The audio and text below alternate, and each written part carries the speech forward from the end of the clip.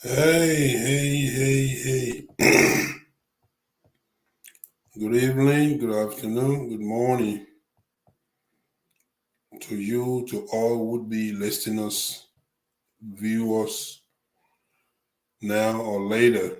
My greatest regards to all of you.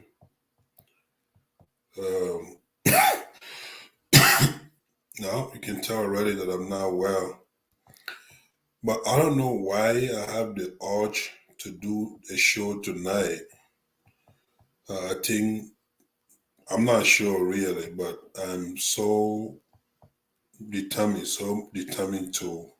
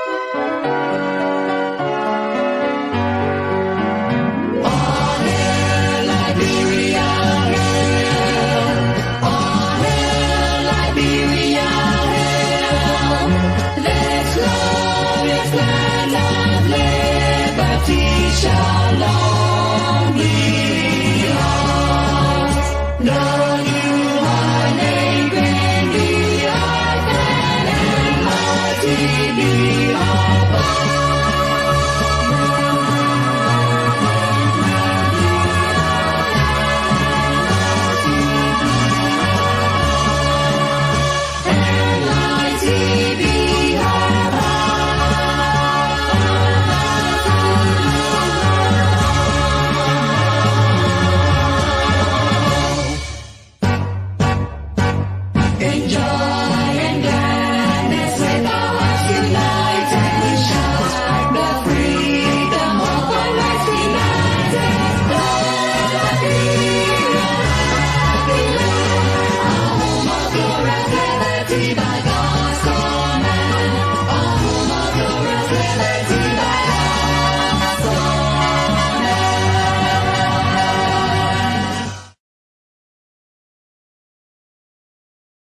national anthem of Liberia. Excuse me, I'm not well. For what it's worth, whether you like LDF or not, whether you like me or not, you would at least admit that I've been very consistent with the national anthem, right?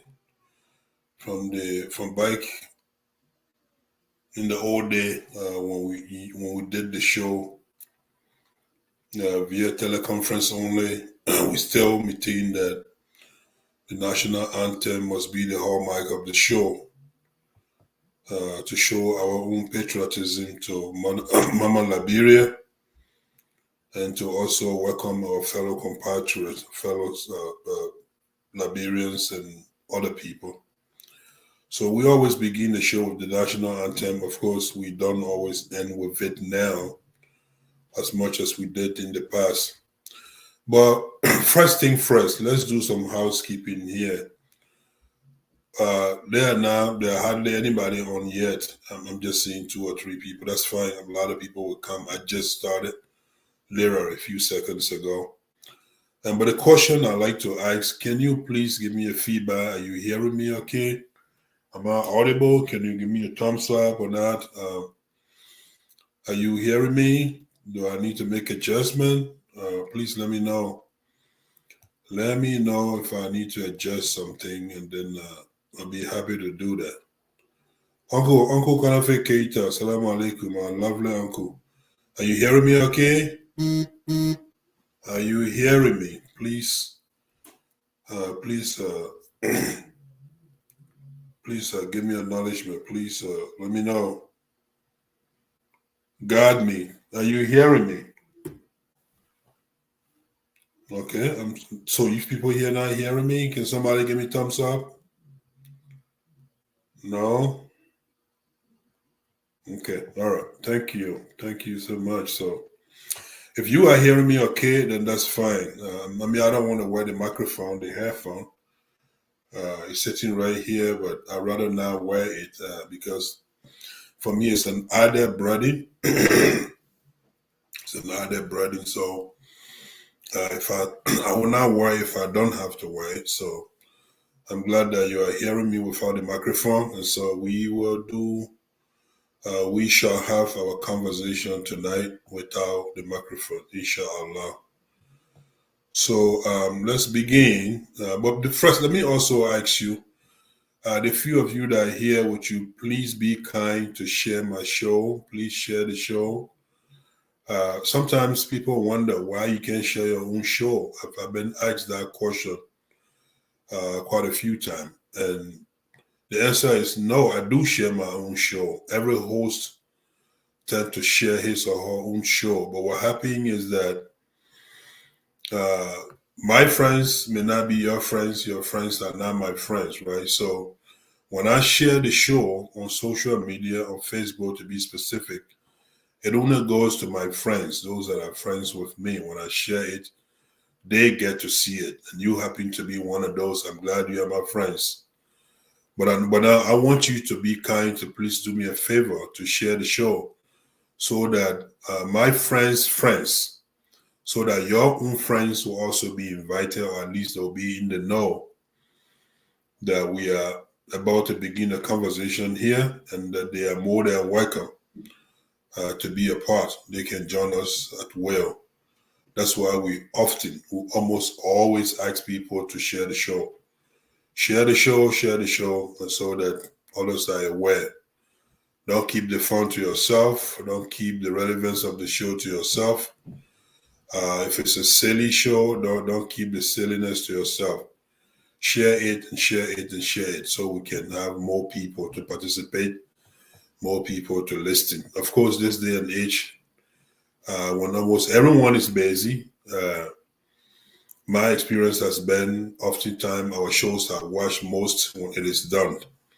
When it's done, right? So I don't worry about the current viewers because after all, we haven't been having show for a long time. This is almost like a big surprise to some. I get it. I understand. We are really busy, just like many of you are. And so we're struggling to find time in between to come and talk to you, to come and engage with you, just like we've been doing in years past. So please bear with us. Please be patient with us. We will come on whenever we can, and we'll discuss issues as they unfold, trending issues in and out of Liberia. We'll make our best efforts to address as many issues as possible. Certainly not all of the issues, but we'll do the best we can. All right. So we're going to begin. We said we're going to begin 7:30, 7:38. We play the national anthem, which is the intro to the show. We are done with that, and so we're just going to take just a minute or two to go through my notes here. And why I do that, I got a bunch of videos listed here for entertainment, for educational purposes. So I will leave you with those videos, and then I will just get my notes together, and then we'll come and begin the conversation. You are here, please stay here. You will not regret it, I promise you. Please stay here. We'll make your stay worth it. We'll make your presence here worth it, of your time. Let's say so. So, give me a minute or two. Let me do some housekeeping issues. All right. Thank you. Here's We're forgetting that we need each other. We're forgetting that we need to look out for each other. We're forgetting that except the least of us is taken care of, that the best of us cannot survive. We're forgetting that it's one world and it's a very small world. I've traveled across all the continents, and I can tell you, we need each other. It's such a small world that if we don't learn to love and respect ourselves and forget those things that we think are important but are actually unimportant, and if we do not have the courage to speak up when we should, then we set every one of us up for trouble. Take a child from every local environment in this world, no matter their tribe, the color of their skin, their language, or where they come from. Put them all in one room, and you would find them as a team, playing together, supporting each other, except you teach them otherwise. They will work together to solve every problem that you give to them. That's what we need to be. We need to go back to being children of the world again. We need to be a people who believe in love, in faith, in kindness, in caring for our neighbors in a way that together we can find the solution of the world. We need to understand that not a single one of us is an island to itself, that every single one of us holds a piece of what is required to build the right world where we can all survive. Whether you're a business person or you're a career person or you're someone who is working in whatever field, we have one home and we share it together.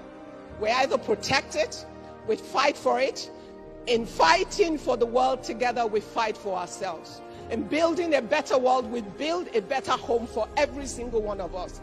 In building a better future, we build a future for our children. It's a small world. It's too small for divisions. It's too small to be divided. But more than what some people think is what you think. How you can dare to think and determine what is right, and how you have the courage and the audacity to stand up and fight for what is right. How you can look your neighbor in the eye no matter where they come from and think of what is in their interest as well as in your interest. How you can remember that no matter how smart you are, you're not smart enough to survive by yourself. No matter how rich you are, your wealth alone cannot keep you alive and keep you safe. That we all need one another, looking out for one another and understanding. Whoa, that lady is, I can't.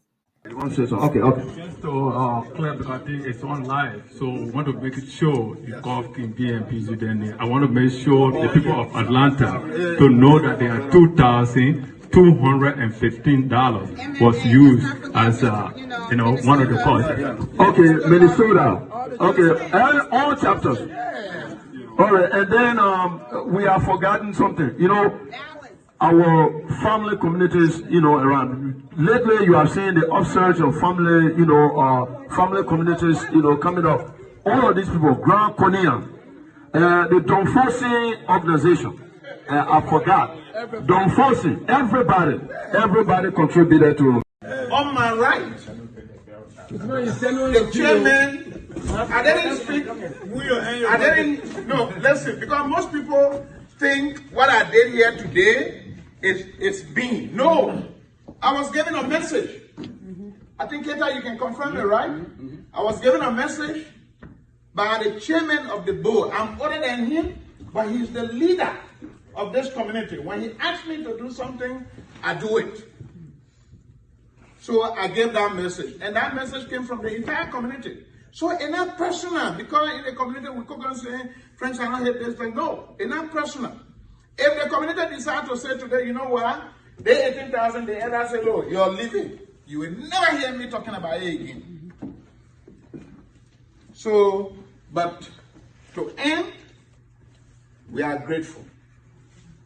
We are grateful. We got you, the elders. And that's why in our Manigo culture, they say, wherever you go, wherever there are elders, they are your parents. The same father and mother you leave behind, the community in which you live in, these people are your mothers and they are your fathers. So we are grateful. You have done a very great job. May Allah abundantly reward you. Amen. May Allah continue to give you long life so that you continue to face between us. Amen. What has happened in Femusa, may it not happen again. Amen. What has happened? October 2019. 26, 2019. The amendment. In the Constitution, they say that the elders have agreed and wrestled that Honorable Mamadi Sise make a full financial report. Make a full financial report to the elders, get copy to the board, let the board look at it, they certify, they send it to them. That's why they just want peace. They trust you. Whatever you say here today in order to resolve issue, make a full financial report. Number 2, Femusa Constitution to be amended to replace. You could have your phone take all the phone stealing money. But even I've seen the money getting like for a good thing. Because Ali has seen it carrying in Europe. So for in the country, all government are in eligible interest. That's the money. But we say how much money the school will get, we'll go to our people there and go pay for the school invest. I can't pay how in one country invest. So I was going to tell the money I carry to Ghana, correct? No. But one country get it on me, I will take it from you, Gary. No. Then I'll leave it here. Yes. The day God take me, I will carry her with me. No. Our grandchildren will kind of see the ones there, but what kind of looking for? They go book power there. So these are the things we'll be doing. I just want to say thank you to for doing what he's doing. What it makes. And as my political career advanced, have always been there with strong support for me. I say to you, my Muslim brothers and sisters, Assalamu alaikum.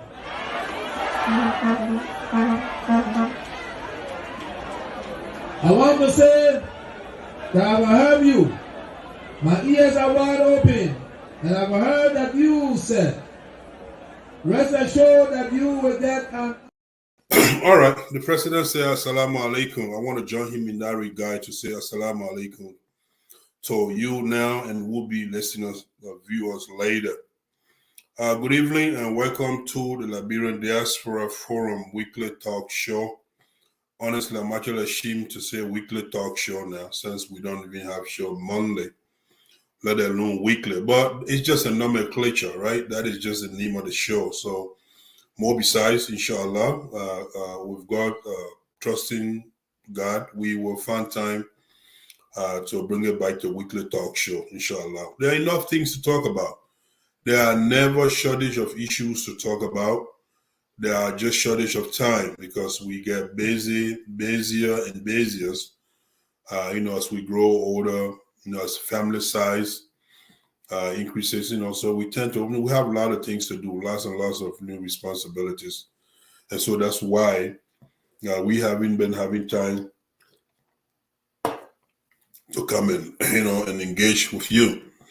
So now that I'm here today, I see someone asking question topics. Well, if you follow the post The announcement posted just a little while ago, at least an hour or two ago before the show, it's dominated by national conversation, right? National conversation. And then maybe if time permits, be more than happy to jump into few community issues, because again, just as there are numerous multitude of national issues to speak about, so are community issues. We have lots and lots of community issues to talk about. Granted, I know not very many of us want to talk about community issues, because oftentimes talking about those issues, community issues, tend to result in lots of name calling, social media insult, disrespect, and so forth and so forth. So because of that, a lot of people have desist from talking about it. I haven't, because I'm not afraid of being looked down upon. I'm not afraid of being insulted, because after all, I really don't, insult really don't go anywhere with me. I know you noticed that during a few years back, when we had brothers who made it exclusive duties to sit down in the Western country where we all come to hustle, when they chose to now do anything but to take people's names and information just to insult them. Of course, I understand they were usually handsomely rewarded by callers from the diaspora.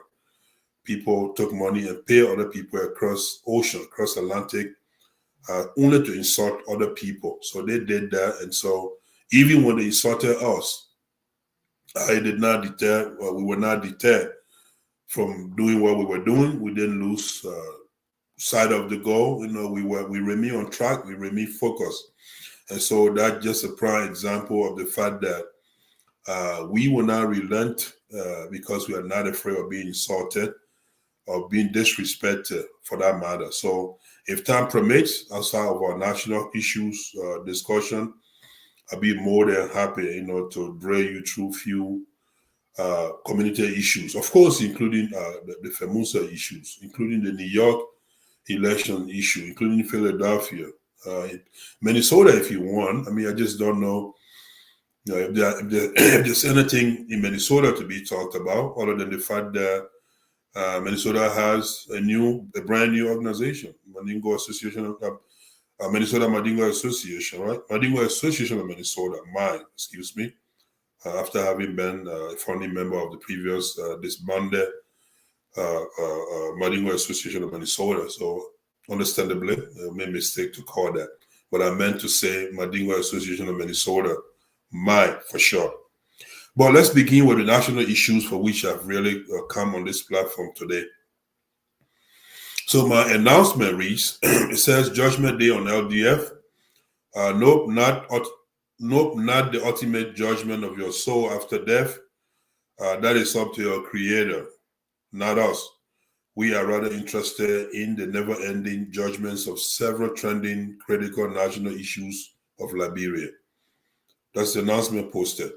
So one, the first thing that we like to spend some time on tonight has to do with CPP, the coalition of political parties in Liberia, a collaboration. So the CPP, the opposition parties that are planning to launch a mass protest on December 7th. Now I know you know. In fact, tonight, one thing I noticed that almost I noticed coming to the show tonight is the fact that there are no new issues here for the most part. Everything that I want to talk about, everything that we are going to talk about tonight are issues that have been trending for weeks, if not months. So they are not new issues. No, they are not by any means. But what they are is that they are serious national issues that can sustain sufficient and dissenting and opinions at all time. As much as they've been trending for months, weeks and months, they will continue to go on because these are critical issues. And so because somebody else have talked about it, it doesn't mean you cannot offer your own opinions opinions about the same topic. I mean, come on now. Not only you are a Liberian, you are an African, more besides, or most importantly, you are a human being, right? And so we would relift these issues for the sole purposes of our own input, so that if it reaches one person, if one other person get one idea from our collective conversation, then it's worth it, right? Then it's worth it. So it doesn't matter who has talked about it or who is talking about it now, or who will talk about it tomorrow. What matters is that we are talking about it right here, right now, because our own opinion count too, right? If our votes count, then why shouldn't our opinions count? And so let's talk about it. So so the first issue, therefore, after the intro, has to do with our protests. Now, you know by now that for months now, the opposition political parties, CPP, collaborating political parties, opposition parties, have been threatening. Is it a threat? It's a threat, of course. The threat of protest. At least the government sees it as a threat in some regard. I mean, the national government, the government of President George Weah. And you understand, if you dig a little deeper, go beyond where we are, when you look at previous protests, by opposition party, the ones that were orchestrated and led by the likes of Costa, and some others, since the current administration came to existence, you will know that it is not a comforting situation for the government. Every time there's a protest, every time, and honestly speaking, that's not unique to Liberia. It's not just the Weah government, right? Because every time opposition, becomes successful in mobilizing the people, the masses, to go out in the street and protest against the government, that does not speak well of the government of the day, right? So it is a threat. It is issues that will, something that will not go down well. Honestly speaking, I'm sure the government, and I mean any government, will wish that, such thing, does not happen. Unfortunately, it has to happen. Unfortunately, they do happen, and honestly, they should continue to happen, because in some regards, those kind of protests are mirror for self-reflection of the government. If a government in power continue to do what it does on and on and on and on, and nobody comes out to say anything to question or challenge some of their doing, some of their undertaking, some of their activities, they don't know whether they are doing the things right or wrong. Granted, poverty has become the hallmark of Liberia. Everybody is talking about hardship, hunger, lack of security. Thankfully, the electricity situation, thanks to West Africa Power Pool, folks, hopefully sooner or later, that extreme darkness, that electricity issue should be an issue of the past. We should be able to pass that mark in the next months or so, all right? But my point is that protests anytime against any government or institution, it's not welcoming by that government or the institution or the organization, because every time people come out to protest, they come out to highlight your shortcomings, your shortfalls, right? Your pitfalls, things that you are not. To mind you, nobody will come in the street to tell you about things that you're doing good. Why would they protest about that? Think about it. So the opposition political party, that is parties that are intending to take to the street on December 17th, they are not coming to go acknowledge George Weah's achievement. No, that's not what they are going to do. But rather, they are going to highlight the Weah's administration shortcomings, things that they have not done, things that they have done, but they have not done it right, things that they are doing that are not corruption. For instance, the high rate of corruption. You heard McGill, right, in the short videos I played. You heard former Minister Nathaniel McGill talking about even if he was stealing the money and giving it to the Liberian people, he's doing the right thing. Can you believe that? And if you think about the proximity that was between the then Minister McGay and the presidency. He sat right in the office of the president. Wasn't he the Minister of State for Presidential Affairs? So he basically run the mansion. He ran it. He guided the president. He was the president's eyes and his ears. That is the man you just heard in your own ears saying, uttering those kind of nonsense. That even if I was stealing and giving it to the Liberian people, that's a good thing. Well, why don't you give it to the Liberian people through your national government? If you're so eager to give it to them rightfully, legally. You don't have to steal it. You are in power. You have the power to do so. But anyway, that's a whole different conversation. I don't want to be distracted. But all I'm trying to say is that every time, people go to the street, take their matters to the street. My screen is kind of blurry a little bit. Every time, I gotta be careful.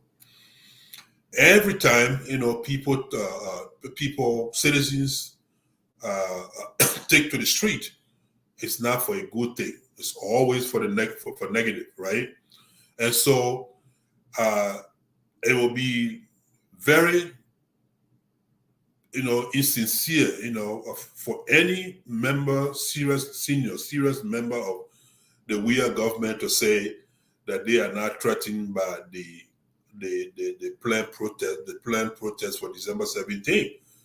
Anybody who has any serious position in Weah government and wants to continue to have it, my friend, they are worried. They are not happy with it. And if they have their will, they will rather the protest not take place. But why you think there was an attempt on the parts of the government to cancel the payment that was made on SKD, Sami Kendo Sports Complex for the protest? Why you think they tried to cancel that payment to take back the venue and deny people the right to assemble? So that's a clear indication they are worried. But like I said, they are worried. It's very much funded. It makes sense. It's logical. It's reasonable. If you were in their shoes, if I were in their position, I'll be worried too. If people coming out, you don't know how it's going to go. You don't know the issues. Of course, you may know. Excuse me. You may know some of the issues that they want to come talk about. You may be quite aware, but you don't have the solution. You can't do much about those things between now and December 17th, if anything at all. And mind you, the funny thing about it, when politicians try to mobilize the citizenry to come in the street, it doesn't even matter what you've done, because there's almost always something negative about anybody and anything and any government and any society. You can almost always find something negative to hang on. Always. There's no perfect government nowhere in the world. There's never been. There's never been a perfect government. And there isn't now. There's never been one. There will never be one. You know how we say never belong to God? I get it, granted. But when it comes to people, government institutions, there will never be a perfect human being. There will never be. There will never be a perfect government or institution. No, they are okay institution. They are okay government. They are good government. They are okay institution. They are okay people. They are better institution. They are good institution. Better, okay, good, better. That far, you can rate them. As far as people behavior, attitudes and behavior, governments, all of that. The Western governments that are trying to institute morality around the world, they themselves are not all that all right. Oh God, I found a video a few days ago. I had to upload that on their platform. They're not all that right. Look at the Ukraine situation, right? You see the West galvanizing support like crazy. And if you don't think for a second, if you see what they are highlighting in Ukraine, you'll be inclined to think that these people are so morally upright. They are standing up for humanity. They are doing just what's right. We are to fine. I agree. They are standing up for morality. They are standing up for humanity. They are doing a wonderful thing. They are doing what they ought to be doing. But the question becomes, why are they not doing the same thing in Palestine? Why they are not doing the same thing to the Israeli, who been occupying Palestine and going after the Palestinians for almost 80, 90 years or so? Where is the West in that one? Why are they not playing the same role? How is Palestinians different from people, Ukrainians? How are they? Well, again, that's a whole different conversation. But I'm just saying, there's no there's no perfect situation. There's no perfect government. We very much love, respect, and cherish the Joe Biden government. We voted for it. We will vote for it again, 2024, inshallah, if God spares our life up to that time.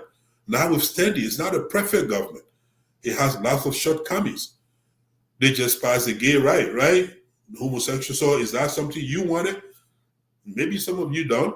But I'm just saying, by and large, there's no perfect situation, let alone a perfect government.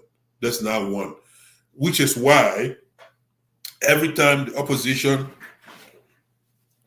take to the street, the ruling party is worried because he can never be perfect. You can never please people. You can never get everything to where they are. But in the case of Liberia, honestly speaking, it's worse. It's not even about opposition not being certified, opposition just being opposition.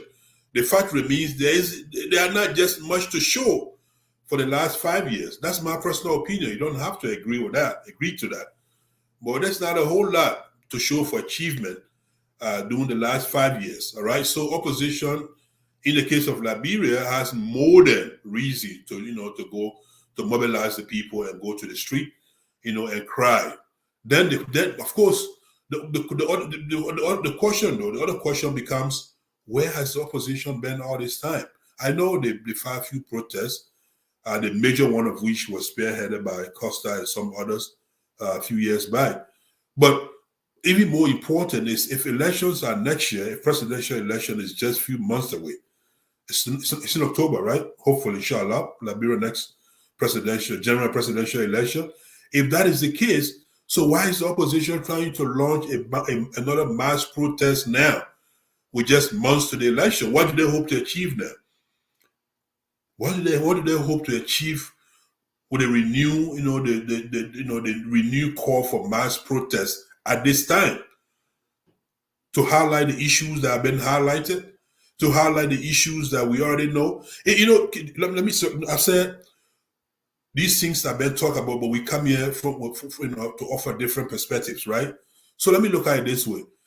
Have the opposition political parties thought about the fact that maybe, just maybe, their protests could in fact turn out to be somehow good for the ruling government?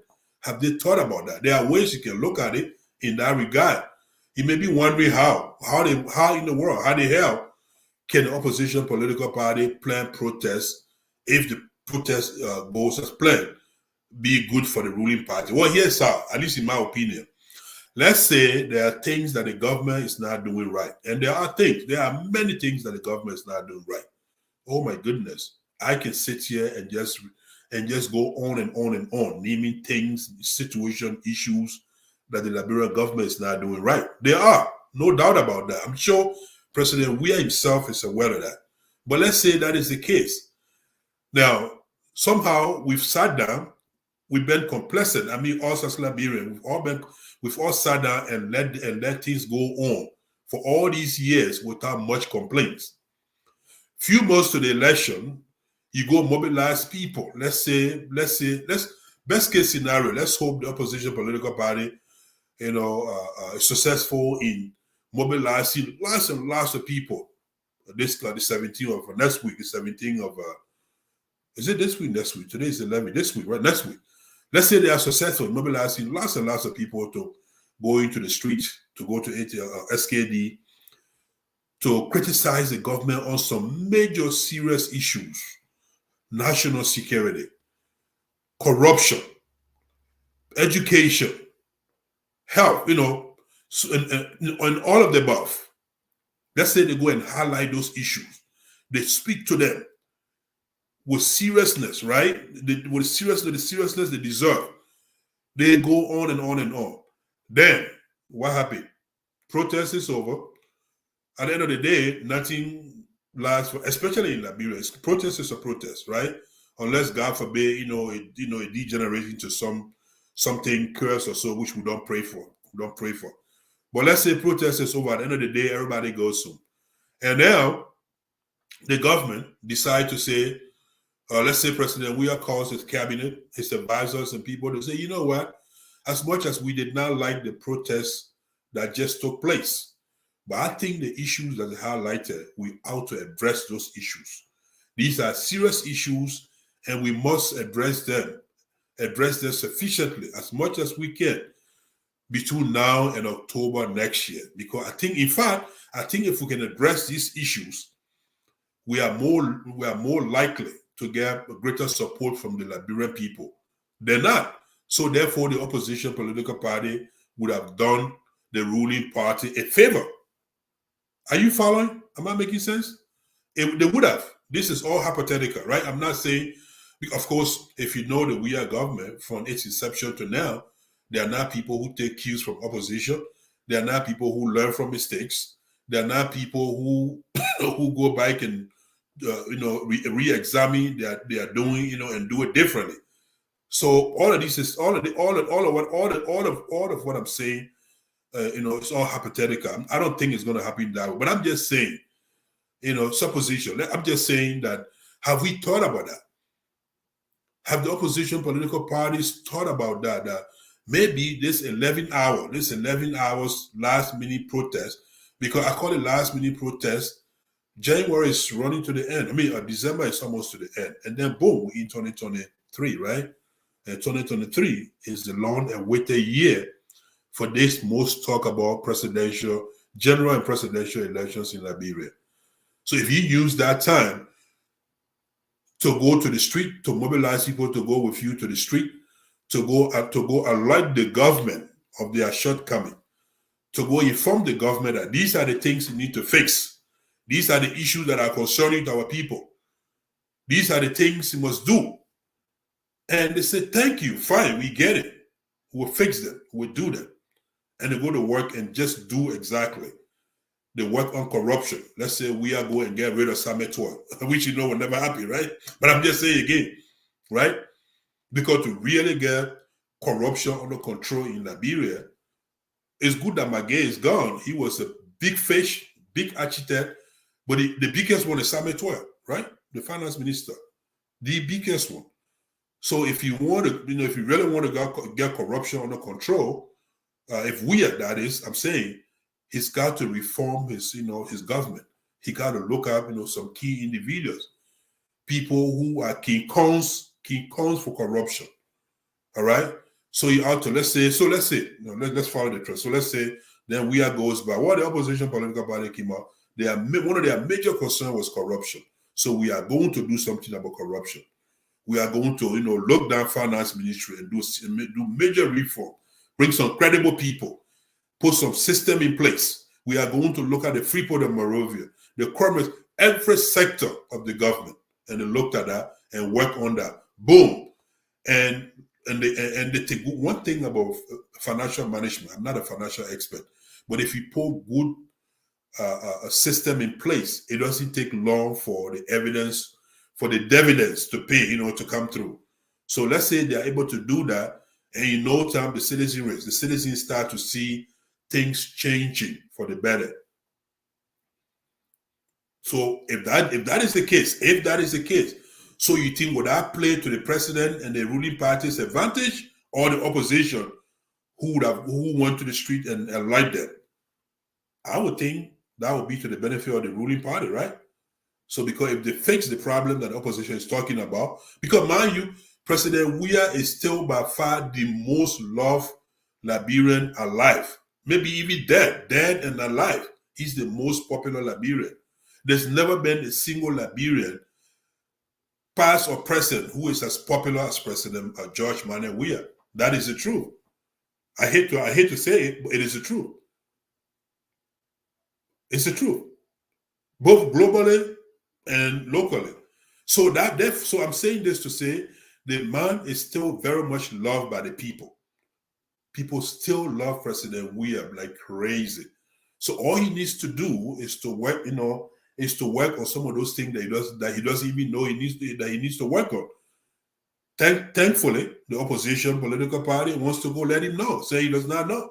They are making long lists of things that he ought to be doing, that he ought to fix.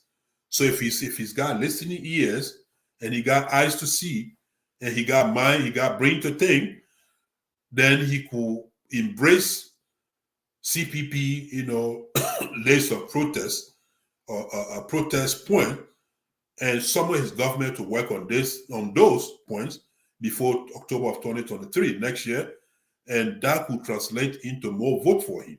I'm just saying, I'm not a CPPO guy, I'm not, you know that, but I'm just saying. So I'm just saying all this in line to say protest is not, it's not a welcoming, a good feeling for any government. Notwithstanding, there could be some good to it, all right? But no, so protest is planned. Let's make progress here. So I think I made enough analogies for it. So protest is planned for this December 17th.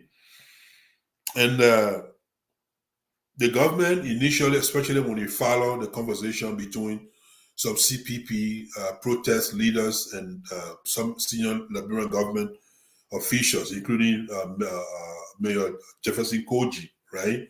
The exchange between him and former Minister Louis Brown.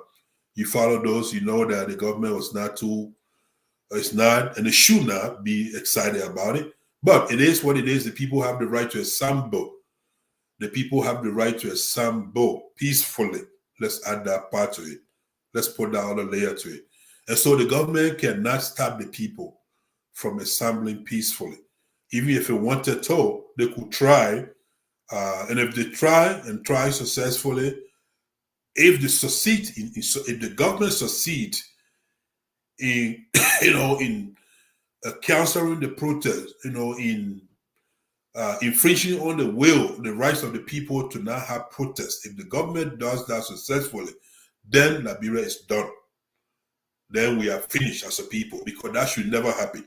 The people must have the right at all times to assemble peacefully, to address their government likewise, right?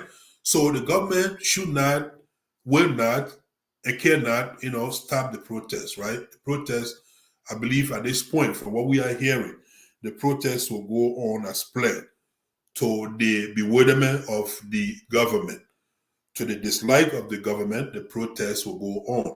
But that is pretty standard. That is unique. Everywhere there's protest, government does not like it, government does not approve it. Nevertheless, notwithstanding, it goes on. It happens. It is aftermaths that people talk about, but it will happen, right?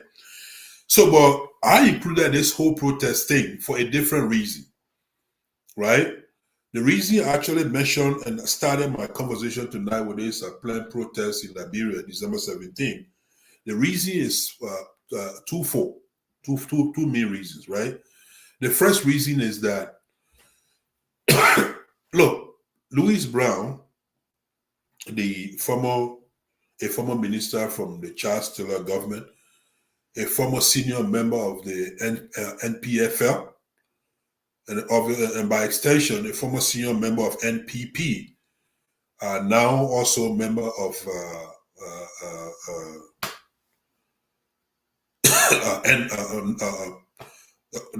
Alexander Cummings Party, National Alternative Party, right? I don't know. Honestly speaking, I've been following the Liberian politics for the last few years or so, but honestly, I don't know where Louis Brown popped out of. I don't know how he got in the picture. I don't know out of where Louis Brown, has re-emerged and trying to reinsert himself as an advocate for good governance in Liberia. That is the part I really want to talk about. Where was Louis Brown? I mean, where did he come from? It's been a while since I stopped hearing about the man. They did their thing. They had their time. They did what they did. Corruption. They did their part. Everything. This man is no model. This man is no exemplary citizen. So, but all of a sudden, he's all over the media, promoting this protest, and that's why, drew my attention to even talk about this protest. I'm all for the protest. Believe me, I'm super excited for the protest. I support it 1,000,000%. I support the protest. I support the planned protest just as I've supported previous protests. And I mean not only previous protests in Weah time, but protests against Ellie, Samuel Kendo, protests as a whole. If the people feel the need to protest, they must protest. And so I always support that, especially protests for the good reason, for good causes. And I think this upcoming protest is one of those. I support it. But what I do not support is the idea that those who themselves are guilty of the act for which the people want to protest, that those people will come and walk around as champions of good governance, as champions of democracy, as champions of good financial practices, to lead such. That's the part that's that's the part that is confusing to many people. And in fact, to the extent that is the part that I believe that may undermine this protest. So we know now the government has tried to step on the protest but failed. So at this point, it appears that the government is in line with the protest going as planned. So the challenge now is on the opposition political party, so-called, to bring enough people to the street in order for the protest to have impact. Because if Louis Brown just bring here his family, his wife, kids, and girlfriends, and the friend, I don't think that protest would be noted. I don't think that will resonate. For a protest to really have an impact on a national government, it has got to be massive. You have got to bring sufficient people out so the government knows that, whatever issues you are talking about, there are issues affecting lots and lots and lots of people, not just a handful. So now that the government is in line, the government has almost given green light for the protest. So the serious challenge now is on the opposition political party to bring million people out on the street December 17, or several hundreds of thousands of people to the street in order to highlight their issues. Are they able to do that? Is the CPP capable of repeating the last protest under Costa? I hate to say, I know there are other people involved. But can the CPP match the previous protests a few years back? Can they do that? I know you're wondering. Well, the answer is it's anybody's guess. I'm sure some will be inclined to think, yes, they can do that. And those who will be inclined to say that, I can see why they will say that, because the people are suffering. And usually in any society, suffering, hardship, extreme hardship, usually tend to influence people's decision to join protest, to cry with other people about same thing that affecting other people. When people having problem with daily meal, when people having issue with paying their children's school fees, when people having problem with sleeping sound at night because of insecurity, when people having trouble with health system, when they are sick, they go to the hospital, there are no doctors. Where there are doctors, there are no medication. Where there are medication, there's no money to pay. When people having those kind of issues, when people having issues with few people enjoying the wealth of a nation while others are left to suffer. So those are the kind of issues that tend to motivate people to join the street, to join their colleagues, their friends, their fellow citizens, to go to the street. So if someone answer the question of what a CPP is able to bring million people on the street December 17th, somebody say yes, and that person yes response is predicated upon thinking that there are too much suffering, too many people suffering here, so I know they will come out, that person will not be right. That person will not be wrong, rather, excuse me. That person will not be wrong. Because you look around, you see your neighbors. They had meal this morning, they haven't had another. It's almost bedtime. They have one bedtime, they haven't had another. Well, they don't have light. It's dark. They can't even walk on the street with their own phone. That's how bad the city is. How is it? When I was in Liberia a few months ago, something bad for me, right? How is it I can go to Zedekuri in crowded marketplaces? I can go to Conakry in crowded marketplaces. How is it I can go there and hold my phone and have good conversation without any fear of my ear going along with my phone? I can not just now with my phone, but I can't do the same in many parts of Monrovia. How is that? How is it that I can't talk on my phone on the street without the phone being jacked from you or without you being hurt? How is that? So where's the security there? What's up with the armed robberies? Where's the police? So these are all issues that will usually, trigger people joining other people to go protest. So again, somebody could say, yes, I know the December 17th protest, it will be unlike no other protest. People will come in their thousands because there are thousands of people suffering in this country. Somebody can say that. But another person could say, one like me, for instance, as much as I support it, but I'm cautious. I'm a bit reluctant to think that the CPP can pull this off. Seriously, I'm hesitant. I mean, I'm not as enthusiastic about the mobilization. I'm not excited about the people who are taking lead in the protest. And to be very specific, I'm not too enthusiastic about the likes of Louis Brown, being the messenger. I've heard other people say, just to borrow other people's words, the messages are good, but the messenger is not. The messages they are pinpointing, the messages that they are kicking down the street, they are all very good messages, except that the messenger or the messengers are not good. In my particular case, the lead messenger, Louis Brown, I'm sure, I don't think he's the right person. I appreciate his courage, his bravery to come and speak, to the issues.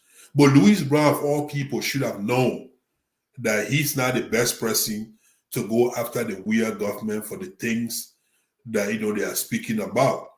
He could have, rather rally around somebody else, put his support behind somebody who is of better a little bit. Not because, like I said, none of us is perfect. There are no perfect people. But honestly, some of us are better than some in terms of certain issues. Some of us are better than some in terms of the issues at hand.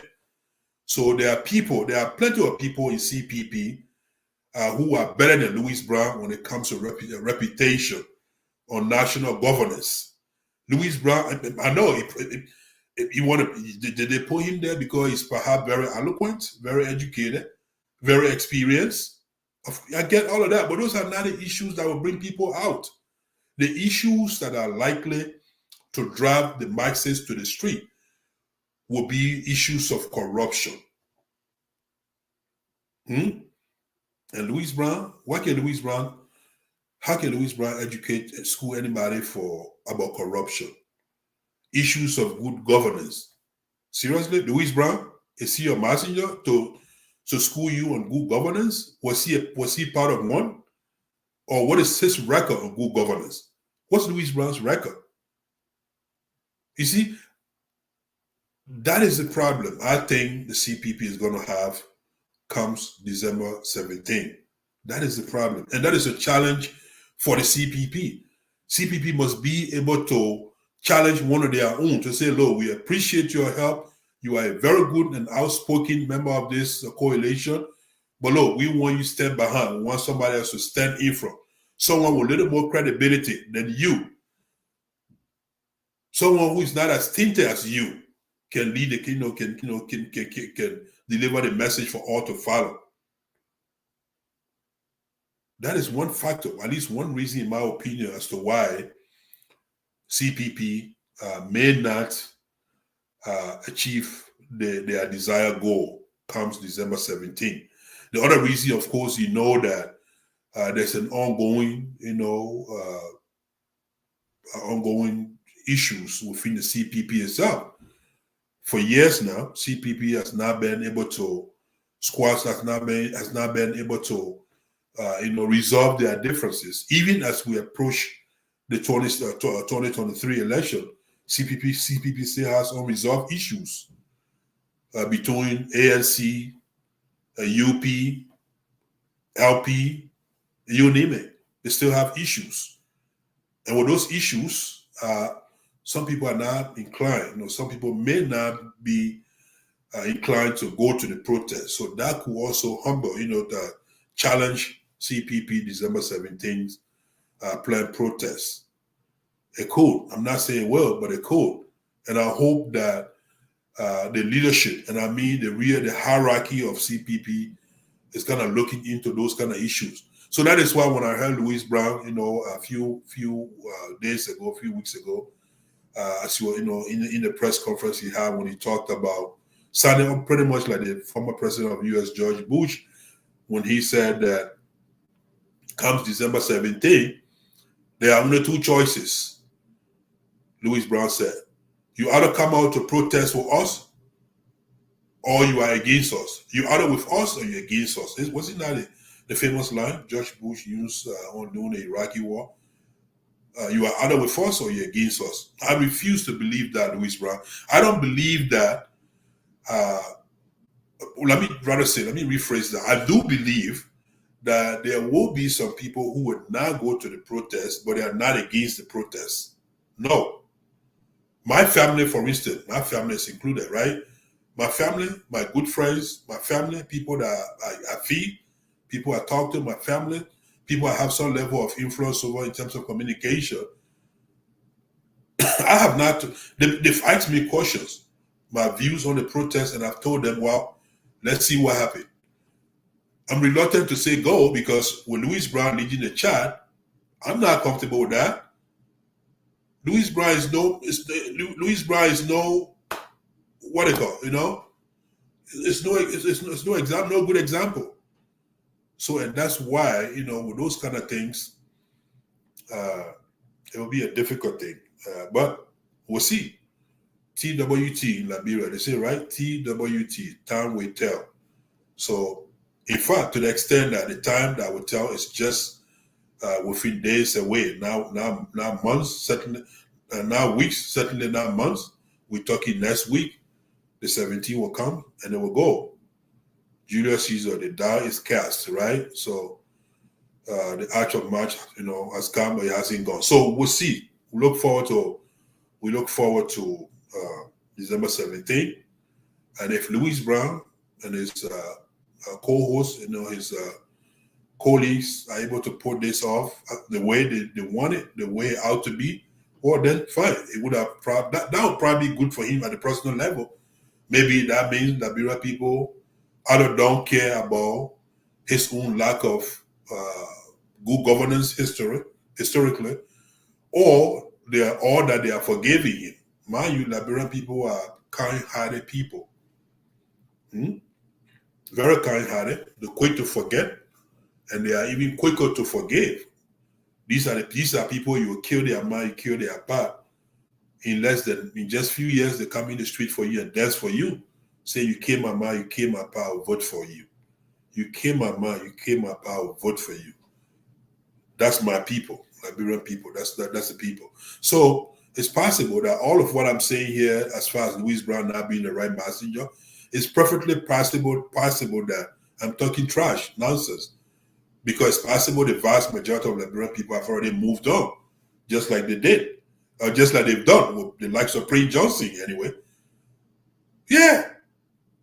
I don't think Louis Brown certainly not any worse than Prince Johnson. If Prince Johnson can be elected to the Honorable House of Senate twice, what does that tell you? That maybe the people don't care, they're forgiving the man? One of the two, either way. But let's see. It's a way to see game. So let's wait and see what happens on December 17th, inshallah. May Allah spare our life to see that day and see it in good health. So let's move to my next topic here. The next issue, national issue that I want to dive in, has to do with this so-called Chief of Staff of Liberia. And I'm talking Major General Prince C. Johnson, right? Excuse me. I got fresh cold, folks. I got serious cold. So, Prince Johnson, now let's be clear. This Prince Johnson is not Senator Johnson. I know it's easy to confuse the two. In fact, Senator Johnson is Prince Weah Johnson. Right? Something like that, right? Prince Weah Johnson.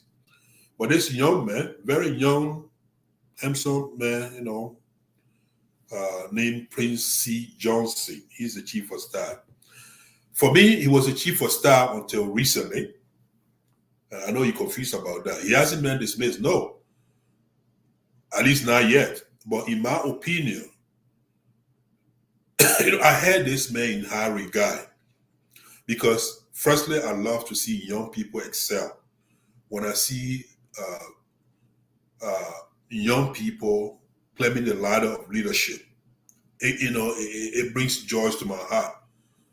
So every time I heard of Prince C. Johnson, every time I saw him in picture, news or whatever, it just lighted my heart.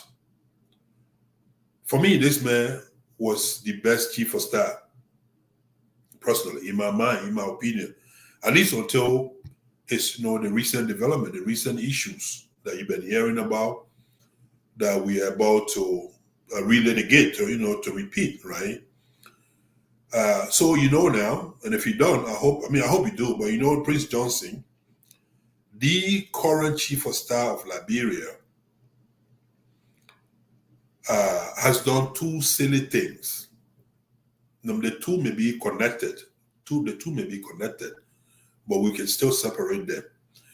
The first silly thing he did, was the conversation, and I think he did both of these on the same talk show, OKFM, the interview that he gave there.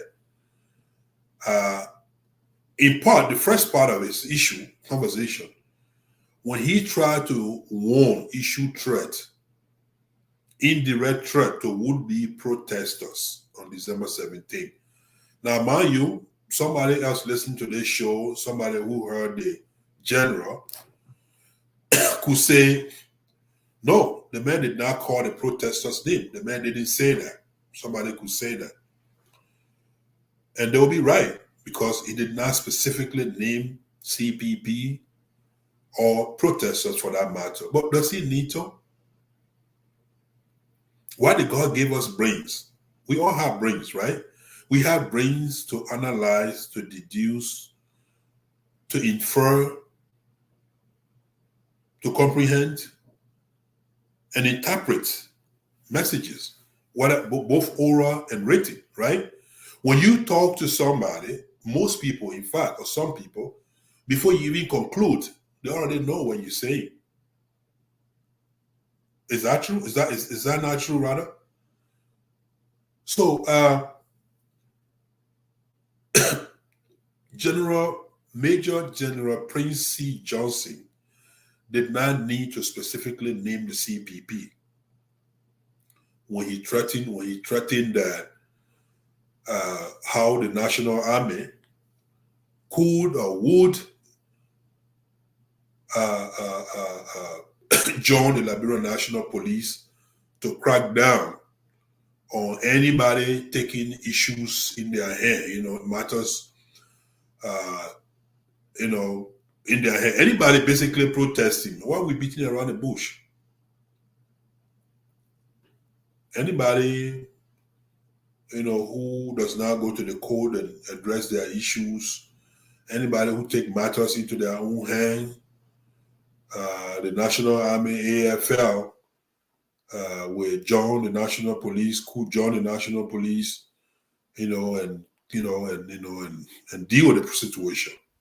I'm not quoting him. I'm just paraphrasing, just giving you the ideas that he was propounding, right? Well, the first thing that's wrong with that statement the military supposed to be completely out of politics. You agree? The Liberia Constitution is very clear on that. The focus of the military, the armed forces of Liberia, and just like many other militaries around the world, the primary focus is to deal with external, outside threats. That's the primary, the major responsibility of the army, to deal with external threat. Meaning, if Sierra Leone were to attack Liberia, God forbid, our army, Lieutenant Major General Prince C. Johnson and his men would deal with that, should deal with that. Wherever the threat comes from, Sierra Leone, Ivory Coast, Guinea, you name it. Now, internally, the military can be utilized during emergency situations. but that can only be done, as far as we know and we've read, through the approval of the president. Let's say if Patrick Sudu, the National Police Director, wanted, let's say if there was a situation unfolding in and out of Monrovia or Liberia, where the manpower of the Liberia National Police was becoming insufficient to deal with it, Patrick Sudu, as the National Police Director, could request assistance from Major General Prince C. Johnson to help him with some men to help the Liberia National Police. That's a procedure, right? But even with a request from Patrick Sudu to Chief of Staff Johnson, Major General Prince Johnson still does not have the power to allow the AFM men, based on Patrick Sudu alone request, to come and join the LNP in dealing with national situation. If such request is ever made, either from Patrick Sudu and the police, or from NSA, from from the immigration, from DEA, LDEA, anywhere for that matter, if any of those institutions request assistance from the army, that request must be forwarded to the president for approval before such thing can happen. So in other words, the National Army and Chief of Staff Johnson has no place in the national politics of Liberia. He should be above politics. He should be a chief of staff for the nation, a chief of staff for all. He should not come down that low to come and issue indirect threats to our people, to the citizens of Liberia, whom he's supposed to protect. So for him to have even uttered that was a breach of, I'm sure, some AFL code of conduct. I don't know specific ones. I didn't look those up, at least not yet. But I'm sure it was a breach of some, because he should not have said that. He should not have said anything about AFL coming to join LNP to deal with people, protesters, or people taking matters into their own hand. That was a reckless statement coming from a chief of staff. That's number one. Of course, the question is who authorized him to say that. That's number one anyway. Number two, on the same platform, the same talk show, I know many of you know now, the same inept idiot of a chief of staff, also on air revealed that he has been receiving text messages and phone calls from within and out of Liberia instructing him to overthrow President Weah. You heard that, right? It's all over the place. That's what I said. This is old news. But old news is still a news, right? I'm sure you heard this. So pretty soon I'm going to open the phone line. Hopefully you'll be kind to share your opinion with us. So yeah, this same chief of staff, this same idiot of a chief of staff sat down on that same public radio and uttered that he has received text messages and phone calls from people outside Liberia and inside Liberia asking him to overthrow President Weah. Oh, my people. Oh, my God. The question I really want to ask, why is he still chief of staff? Oh, wait. Could it be that since President Weah has not been in the country for close to over a month now, and even this remark was made while he's still outside the country, could it be that's why, or maybe perhaps President Weah is not able to dismiss the idiot why he's away? Is that why he's still a chief of staff? Could it be that President Weah is not able to dismiss this thing of a chief of staff from the U.S.? Because President Weah, I saw a post today from Carrasco landing President Weah in D.C., right? In Washington, D.C. today, right? So is that why maybe President Weah is out of the country so he can't fire the man because he's not in Liberia? Is that, to you constitutional scholars, is that can the president fire somebody, while he's away? That's a question I want to ask you, Liberian constitutional scholars. Can he do that? If he can, why hasn't he? Why hasn't he fired Prince Weah Johnson, Major General Prince Weah Johnson? He should be fired. He should be dismissed. Donald Trump will say, you are fired. He should be fired, investigated, taught seriously. Because who knows? Until recently, most coup d'etats used to happen when the president travels. You remember? Until recently, most coup d'etats in Africa, West Africa, used to happen when the president leaves the country. And then would-be coup planners would then seize the seat of power, the airport, they'll close the airport and blah, blah, blah. And they'll get on the radio, BBC, to announce that the president should now return. They've taken over. Could that be Chief of Staff Johnson's plan? Is that why he's planning? Because Weah has been away for a long time. So his idea of addressing that, he's probably heard a lot of people, murmuring, complaining, grooming. Oh, what kind of president is this? He's been gone for this long.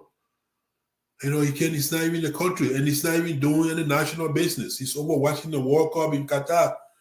So the way people angry, I think, if I mobilize my men and go sit down take the airport, take the mansion, take ELBC and get on BBC, I can be the president. Is that what Prince Johnson thinking? I'm just asking. Because we've seen that before.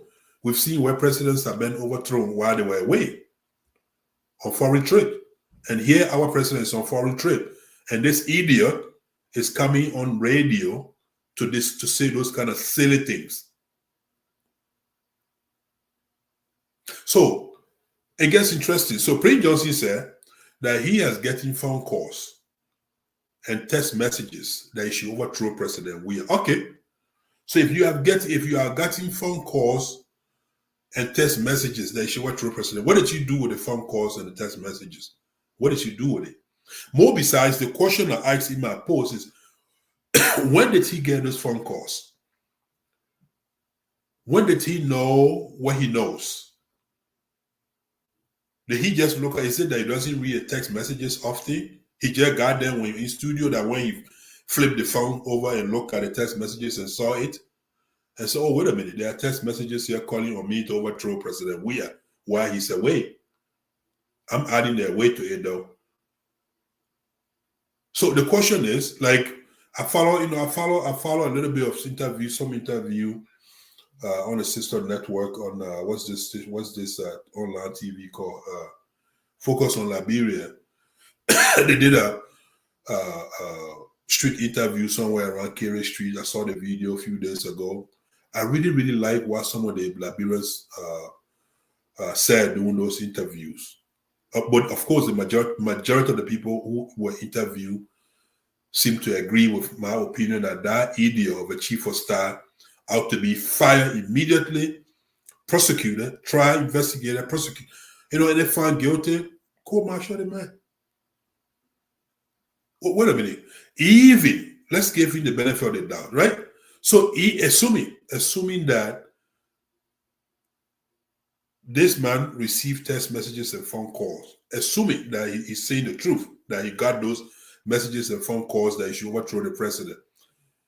Him as a chief of staff, the way you reveal such information is on OK radio station talk show. Is that how you do it? What happened? I know countries like Liberia don't have any kind of classified information system. The likes that the kind of information that the likes of that Donald Trump would take to Florida to his residence, Liberia does not have any class. I thought they did, and they may. You would think NSA will have some classified information, right?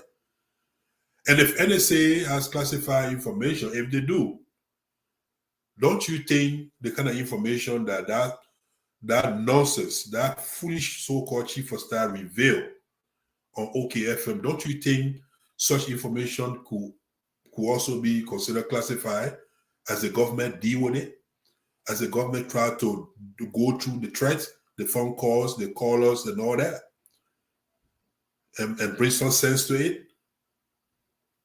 Don't you feel that? Did anybody hear those threats? Did anybody hear those things from anybody else, anywhere else, other than from Chief of Staff Prince Johnson and on that radio station? Is it don't we have John Security Council in Liberia? They are, right? And don't you, if we have John Security Council in Liberia, which we do, I know, which consists of all the security apparatus, including the Justice Ministry, if that exists, the kind of information that man revealed on OKFM talk show, shouldn't he have revealed that information, provided that information to a colleague first? Unless he's telling us, or unless he wants to tell us that he did so, he revealed it, and they gave him the okay to go on national radio to come and tell the public about it just loosely like that, recklessly like that. What kind of chief of staff is he? How did he get the major general rank anyway? He looked too young for it. Where did he go to school? Did he learn anything about top secret, military secret, security threat?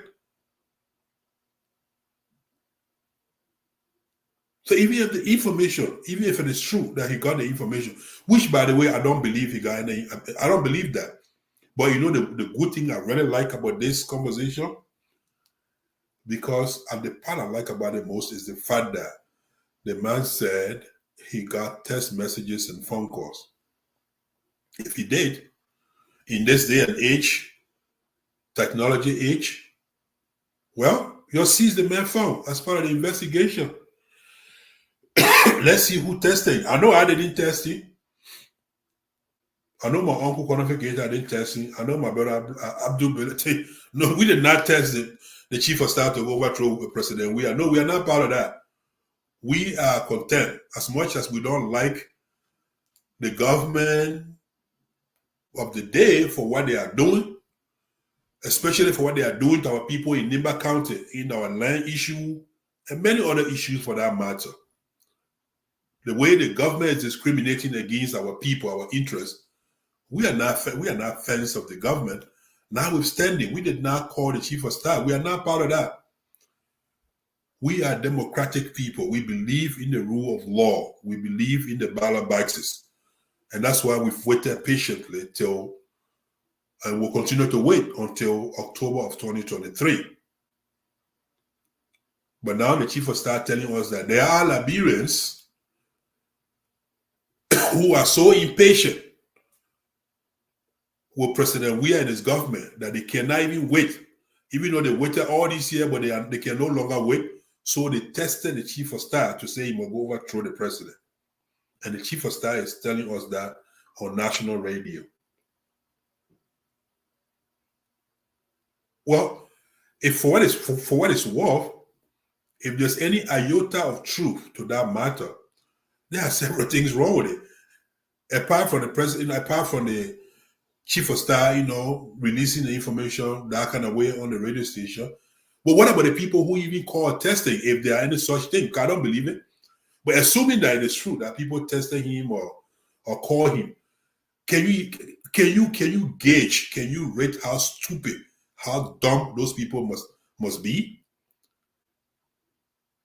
Who in his or right mind would test somebody about clandestine, about something that that serious? Overthrowing people, overthrowing a sitting president has become such a joke in the minds of some people. They can just sit there and take their phone and test. Bro, what you doing, Johnson? Man, you need to overthrow that man. That man been out of the country too long now. You need to overthrow that man. Yeah, man. Oh yeah, the other man called me too. The other man tested. Is that the kind of conversation they're having?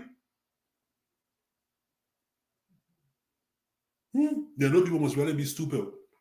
At the very least, I would expect if somebody is thinking of doing such a thing, the most phone call, the most text message I would think such person will make to you will be to invite you to meet with you.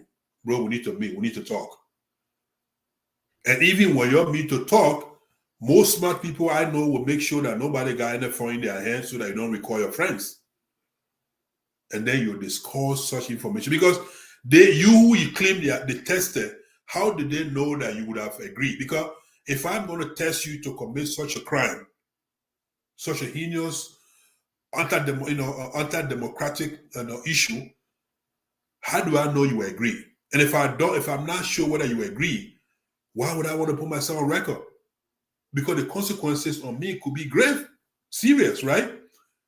He said people call him from in and outside Liberia. Let's say the inside Liberia one, because if the outside Liberia people who call testing him, according to him, the government may not be in a position to apprehend those people now.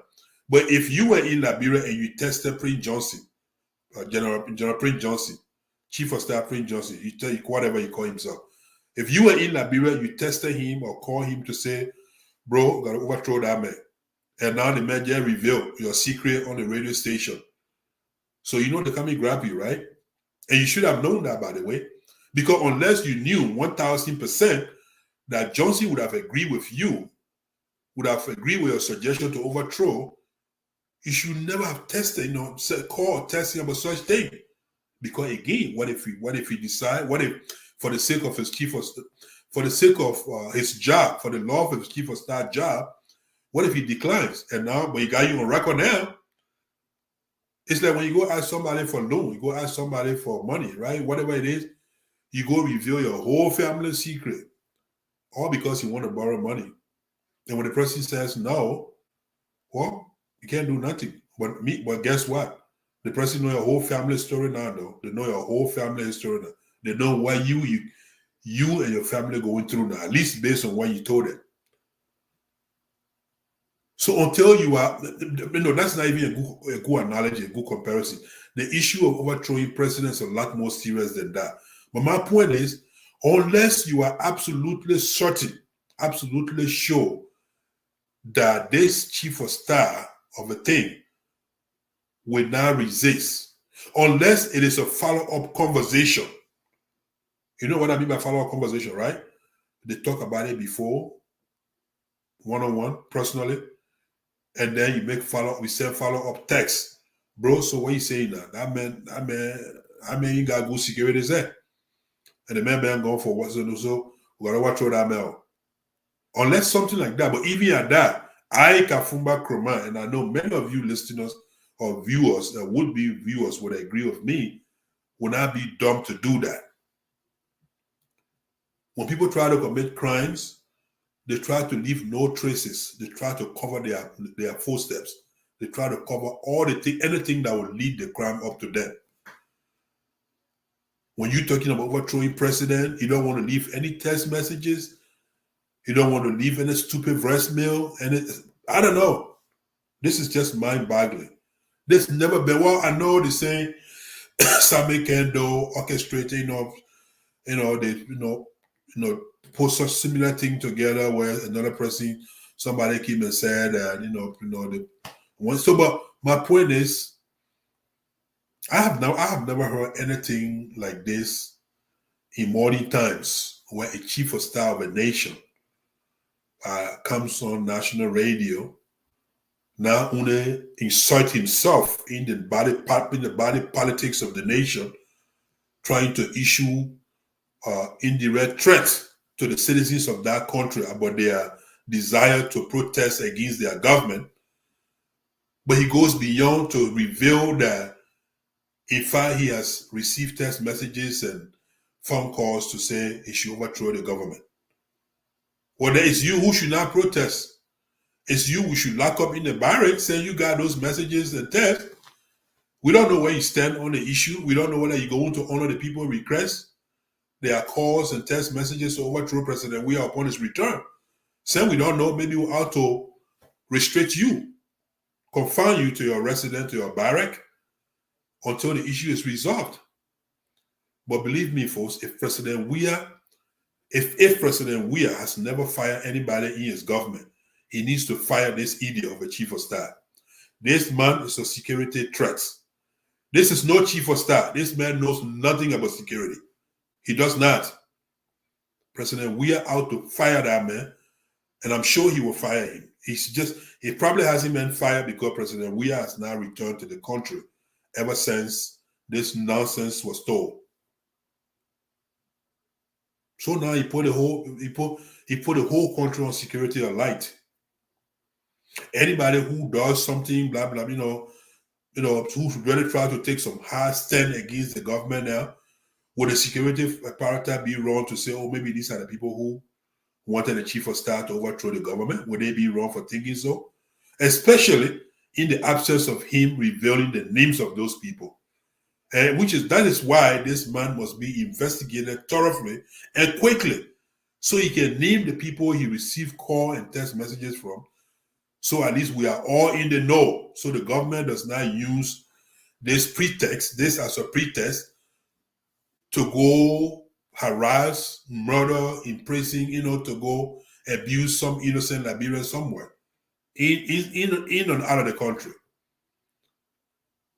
The faster we can know the names of all the people that have been in contact with Chief of Staff Prince Johnson about this so-called overthrow, the sooner we know that, the better it shall be for Liberia.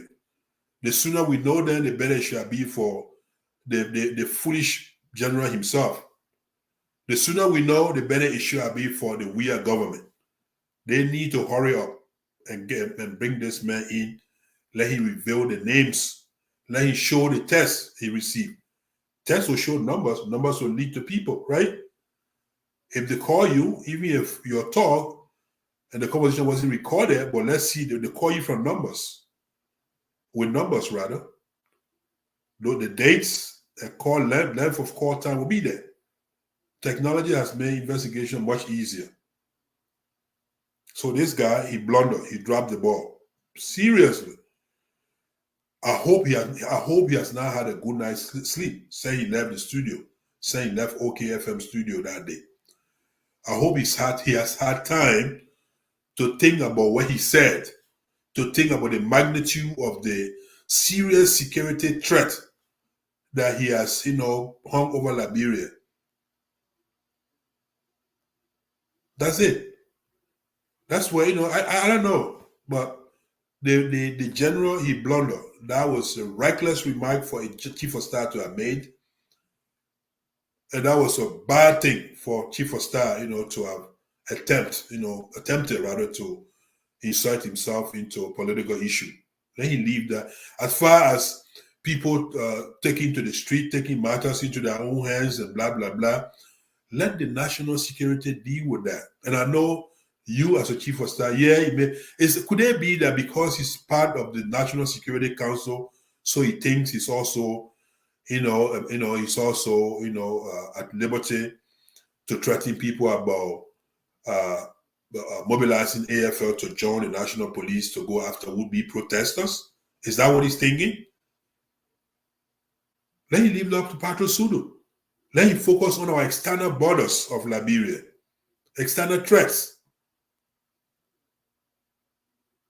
I know, and if he's so concerned about Liberia, I was thinking, before I prepared for that, I did some thinking. I thought, if this guy got, I don't know how many men AFL has. I mean, this current AFL, 3,000 men, 5,000 men, and now up to 5,000.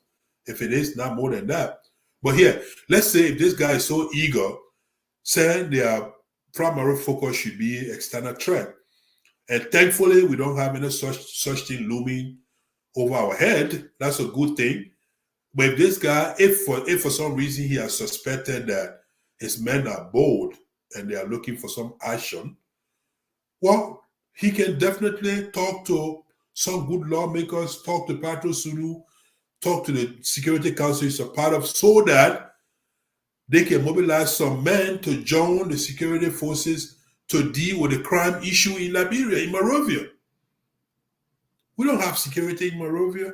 I don't know about the rest of Liberia, but I don't know about you. When I go to Liberia, I don't sleep fine. We go to Africa, we take time away from the diaspora to go Africa to go rest our body. But anybody who knows me, people who know me very well, they know that I'm one person who don't enjoy my vacations in Liberia, at least sleep-wise. I don't sleep as much as I like to. I don't sleep like somebody on vacation when I'm in Liberia. I always try to sleep with my one eye open because there's no security. You lying down in your house, your neighbor house is getting broken down. You hearing the sound, you can't even go out. You dare go out. The other day, this last time when I was in Liberia, I happened to have shared residence with our friend and brother, Bill Clintosh, Bia Kamara, right? So early evening hours, the night has not gone anywhere. Somebody just came and just opened the main platform from the hallway outside, climbed through the city and dropped in the building. Can you imagine that? But look, my point is, if Chief of Staff Major General Prince C. Johnson wants to see his men in some action because they are so bold, they can bring that issue up to the National Security Council. They can work on something. DEA men, immigration men, national security, police. They can give the citizens of Monrovia some good night patrol, provided, of course, if they themselves not the criminals. Now, I mean, you know what I mean. But they can put us some very good patrol. They can divide the city into beats. Put a certain number of men on the Savannah Drive from Freeport clear to Red Light. Put one or two, three patrol cars around there to respond to that whole area calls for armed robbery, for burglary, for theft, for rape, for murder, for phone jacking. At least if you can't do it during the day, do it in the night. Let people sleep. Let our people start to have some sound sleep. Sleep soundly, right? But to leave all those issues and come to studio and issue threats about the upcoming protests was foolish on the spot, and was even more foolish for him to have sat there and said he has received text messages and phone calls that he should work through President Weah. President Weah better watch out for that idiot. He needs to go. He's not competent. He's not qualified to be a chief of staff, period. All right. So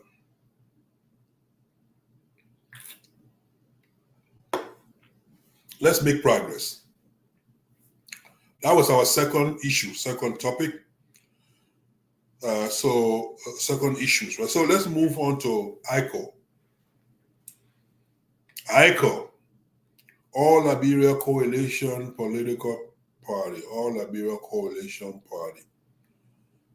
Our beloved party, ALCOP, funded by our fallen hero, my own brother, in person of His Excellency Honorable the late Alhaji Kasimu GV Chroma, right? ALCOP, you heard me say in my intro that our issues are becoming very serious. There are issues within issues. Now, I, as a Mandingo man, as a Muslim, a proud Mandingo, our issue, our Mandingo and Muslim issue within the general Liberian issues are becoming even uglier, are becoming harder to talk about. Why? Because I told you that I know several talk show hosts now that have told me in private conversation that they're afraid to speak on issues affecting our community, issues affecting our religion, issues affecting our community organizations, because they don't want to be disrespected. They don't want to be insulted. They don't want to be subject of insult. They don't want to be subject of humiliation. So to stay clear of the issues. Some of them ask me how you used to do it. Can you still do it? You bet I can. What are they going to say to me? What an insult can do to me? The more you insult, I think the more you show how foolish and empty you are to me. So that's why I don't worry. I don't ever worry about insults if you choose to. So ALCOP, I would say less about ALCOP, not because, honestly, not because I'm afraid to be insulted. I just told you that doesn't bother me, but rather because, truth be told, I've really not followed ALCOP that much as a political party. So that means I don't know a lot about it, other than the bits and pieces we've been gathering here and there. I don't know a lot about it, and for me to speak to any issue, I make my best effort to first understand the issue, then make some analysis, and then bring it to bear. But since I've not followed ALCOP that much, other than the fact that it is a party that we all love, we love to see it succeed. And if I voted for the late Alhaji GV Chroma during the 1997 general presidential elections, that means I may have voted for ALCOP. Is that correct? Was GV on ALCOP ticket? Yeah, the standard bearer for ALCOP. So yeah, so if I voted for GV, to be honest, I did so because the man GV inspired me. It was inspirational. I like his messaging, but I didn't even do it based on political line. As a matter of fact, I didn't even know anything about ALCOP at the time.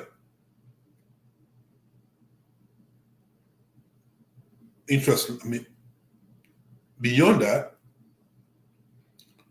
I am not, and I've never been a duly registered member of any political party in Liberia. Believe me, believe me.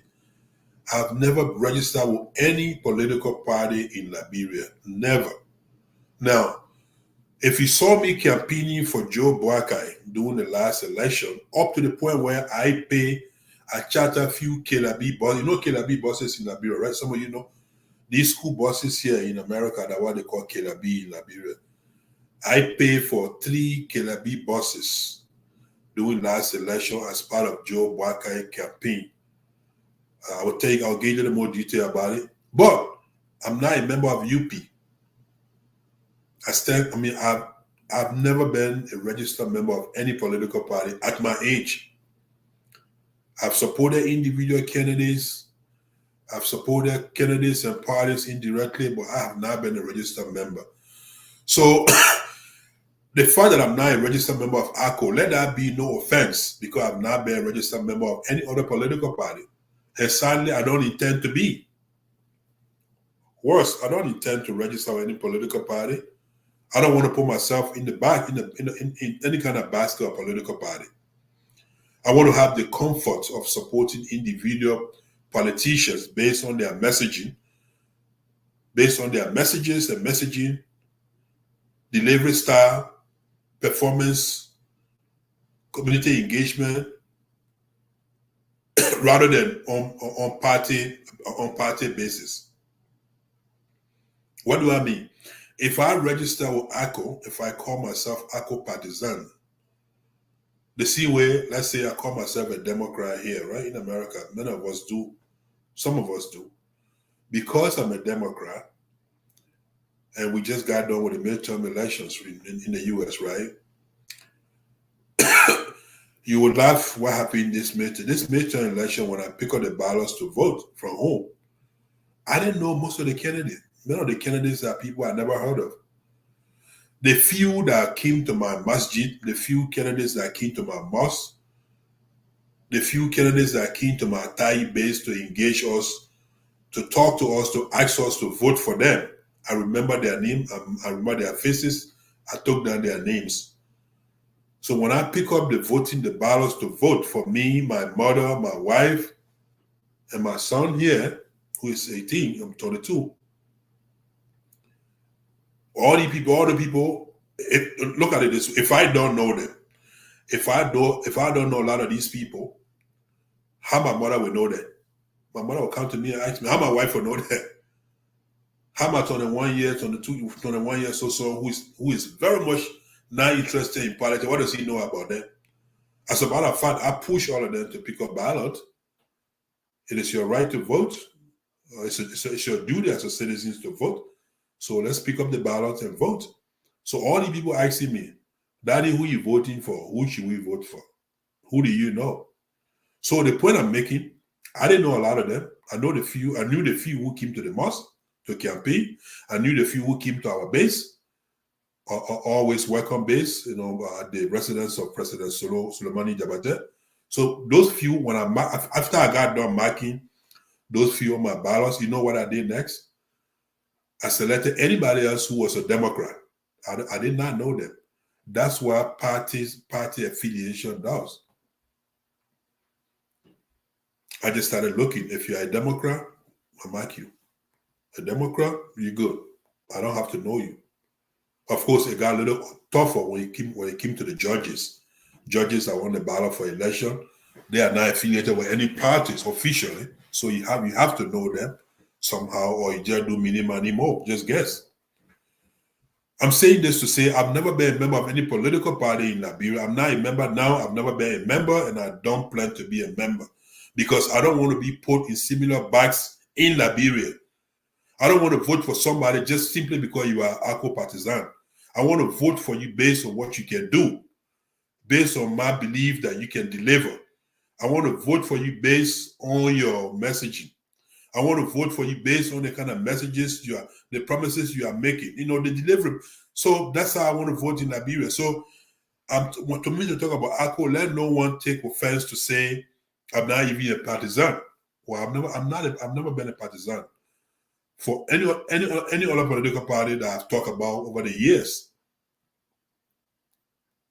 Not NPP, not UP, not Liberty, not LP, and on and on and on. All right. So with that being said, so if you look at ALCO, especially the convention, they just ended ALCO convention in Banga, Bon County. We have heard some things, and I hope some of you can actually educate me on this when I open the phone line shortly here. The convention was not as a shoe that bed. Let's put it that way, to put it lightly, to put it very nicely. They went to convention, and I understand the only position that was up for grab, that was available, in fact was available on the white ballot, no one dared challenge it, was the Senate bearership. Honorable Lusuni Kamara, and by the way, who's from Banga, Bon County, where the convention was taken to, he was the only person up to be voted for, as far as from according to my information. I stand to be corrected, right? So they did, but before they even got to the voting part, when ALCO launched whatever $1 fundraising, $100 when they had that event on the Somalia Drive a few months back, it was impressive.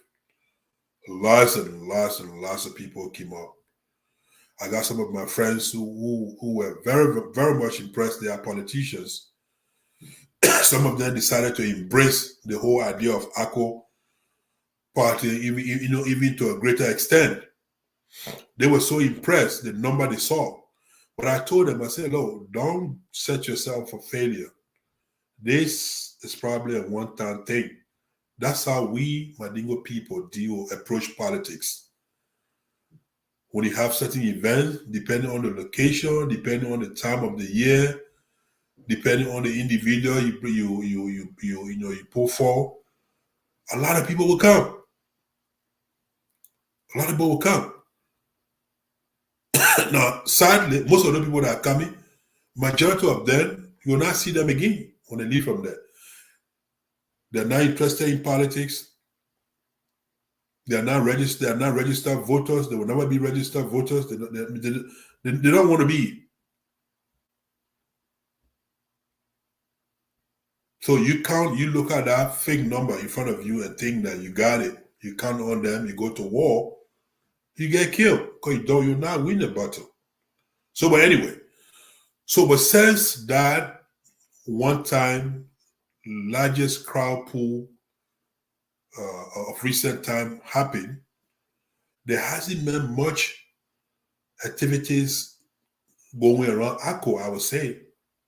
Granted, a few people talking about ALCOP here and there, but ALCOP has not been engaging the community. And when I say the community, please understand, I'm not just talking about the Mandingo community. You define ALCOP as All Liberia Coalition Party, right? So I'm talking about all Liberians, all the Liberians to be honest. All the Liberians to be honest. ALCOP has not been reaching out from what I'm hearing. ALCOP has not done enough propaganda, enough public outreach. So how does ALCOP intend to win people over? How does this ALCOP intend to make Honorable Lusoni Kamara the next president of Liberia? How? By hanging on a few of us, our few kingsmen. Look, you see, to be a politician, to be a political party, to be a maverick, you need to get out of your comfort zone. Go out, meet people, interact with them, invite them. How many positions do we have open in ALCOP now? Or better yet, the positions that we have, how many other Liberian tribe do you have occupying any other position in ALCOP? What kind of public outreach are you doing? How hard has Chairman Dole been working? What is he working on these days? What is Chairman Dole's strategy of electing his party's standard bearer? We are hearing that when ALCOP went to Banga, Bon County, for this so-called just ended convention, that if the program was so poorly attended, it was so poorly organized, to the extent that even the people in Banga didn't even know that they were coming for convention. Now all of them knew. Formally, officially, we are told. Can you imagine that? The host in Banga, where ALCOP leadership left Monrovia to go Banga and have the convention, the people who were supposed to be hosting them in Banga, the people who ended up hosting them, those people were not initially formally informed. So by the time the Monrovia crew got to Banga, some of the people had gone to their base, to their stores. Some of the women had gone to the market to go sell. People have gone above their routine, their normal daily activities, because they were not aware. Embarrassing, right? Very, very embarrassing.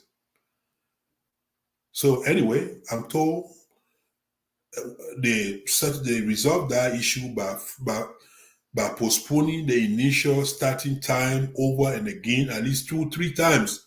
They had to push the convention event starting time by We'll start 10 o'clock. No, we'll do 11 o'clock. No, we'll do 2 o'clock now. Because the behind closed door negotiation were not easy. Why do we continue to ridicule ourselves all the times as Mandingo people? You see, the philosophy I have is that if we can sustain a political party, let's leave it. We don't need political party if we can make it worthy, if we can make it what it ought to be. Let us be known for excellence. If we say we're doing something, let us do it to the best of our ability. Let our fellow men know that about us. To say, oh, those people, look at the Fuller people. I'm not I'm not a big fan of Fuller people, but it's not uncommon to hear people praising them for anything they decide to do. Is it a coincidence that in Monrovia, nearly all of our so-called BB people, all the dignitaries and you name it, is it a coincidence that majority of them go pray on 17th Street Mosque, at the Fuller Mosque? They don't go to Galley Street. They don't go to Salafia. They don't go to Nipo Street. They don't go to Ronald Street. They do on occasion, don't get me wrong. If they are caught up with time somewhere around there, they go there. But consistently, they will drive past Fish Market Mosque and go to 17th Street Mosque. They will leave Central Monrovia and go to 17th Street Mosque. I have prayed at 17. I prayed 2 Fridays at 17th Street Mosque in my entire life since I've been going to Liberia. 2 Fridays I prayed at 17th Street Mosque. And those 2 Fridays I prayed there were eye openers for me. I saw people at the mosque, people from our community, in terms of, I'm talking about high ranking, the people we honor and respect, our BB people, in simple terms. I see people at that mosque that I didn't even know went to any mosque at all. To the extent I felt guilty. I felt people talking about some people don't pray because they say they don't see there any mosque. I saw them at that mosque. That's another message. So the next time, before you accuse a big man or a big woman of not being a good Muslim because you don't see him or her at your mosque, before you do that, before you jump into that accusation, I suggest you go check 17th Street Mosque. That's where most of them go. Why do they go there? Because it says it's organized, it's clean. It's clean, it's organized. They start on time, they finish on time. Yeah? Cleanliness is close to godliness, they say. So, not digressing though. So if Mandingo people want to do anything in Liberia, it will be a good thing for us to do it to the fullest. Let us be known for excellence. So if ALCOP is going to be a political party in Liberia, the Mandingo people, and you see, I keep saying Mandingo people, even though ALCOP includes all Liberians. But you and I both know what our fellow non-Mandingo Liberians have said and continue to say about ALCOP. You can define ALCOP, All Liberia Coalition Party, all you want. But the Gilman, the Mano brother, the Bassa sister, also the Mandingo Party, Alaji Kroma Party. Fine. So if the party is being given to us like that, I still suggest the party goes out and reach out to other people. See, the party has got to be organized where there will be different people responsible for different things. Let there be a permanent outreach committee, a committee whose only job is to go out and recruit and recruit and recruit. And please let the community not only recruit within the Mandingo community. Let such committee or committees, go beyond the Mandingo community and include other Liberians, non-Mandingo Liberians, to come and join part of a party that is named for all Liberians. How many of us even know that ALCOP goes beyond us as Mandingo people? Majority of us, as soon as you talk about ALCOP, that our party, automatic. But it's a song. Yeah, that's where the vast majority of our people belong to. I said they belong. ALCOP. But how ALCOP will be viable if we don't try to bring other people on board? How ALCOP will be viable if we don't try to have system, organize the party like it should be. Are we not seeing other political parties? I mean, I thought you look around for knowledge. You look around for comparison purposes.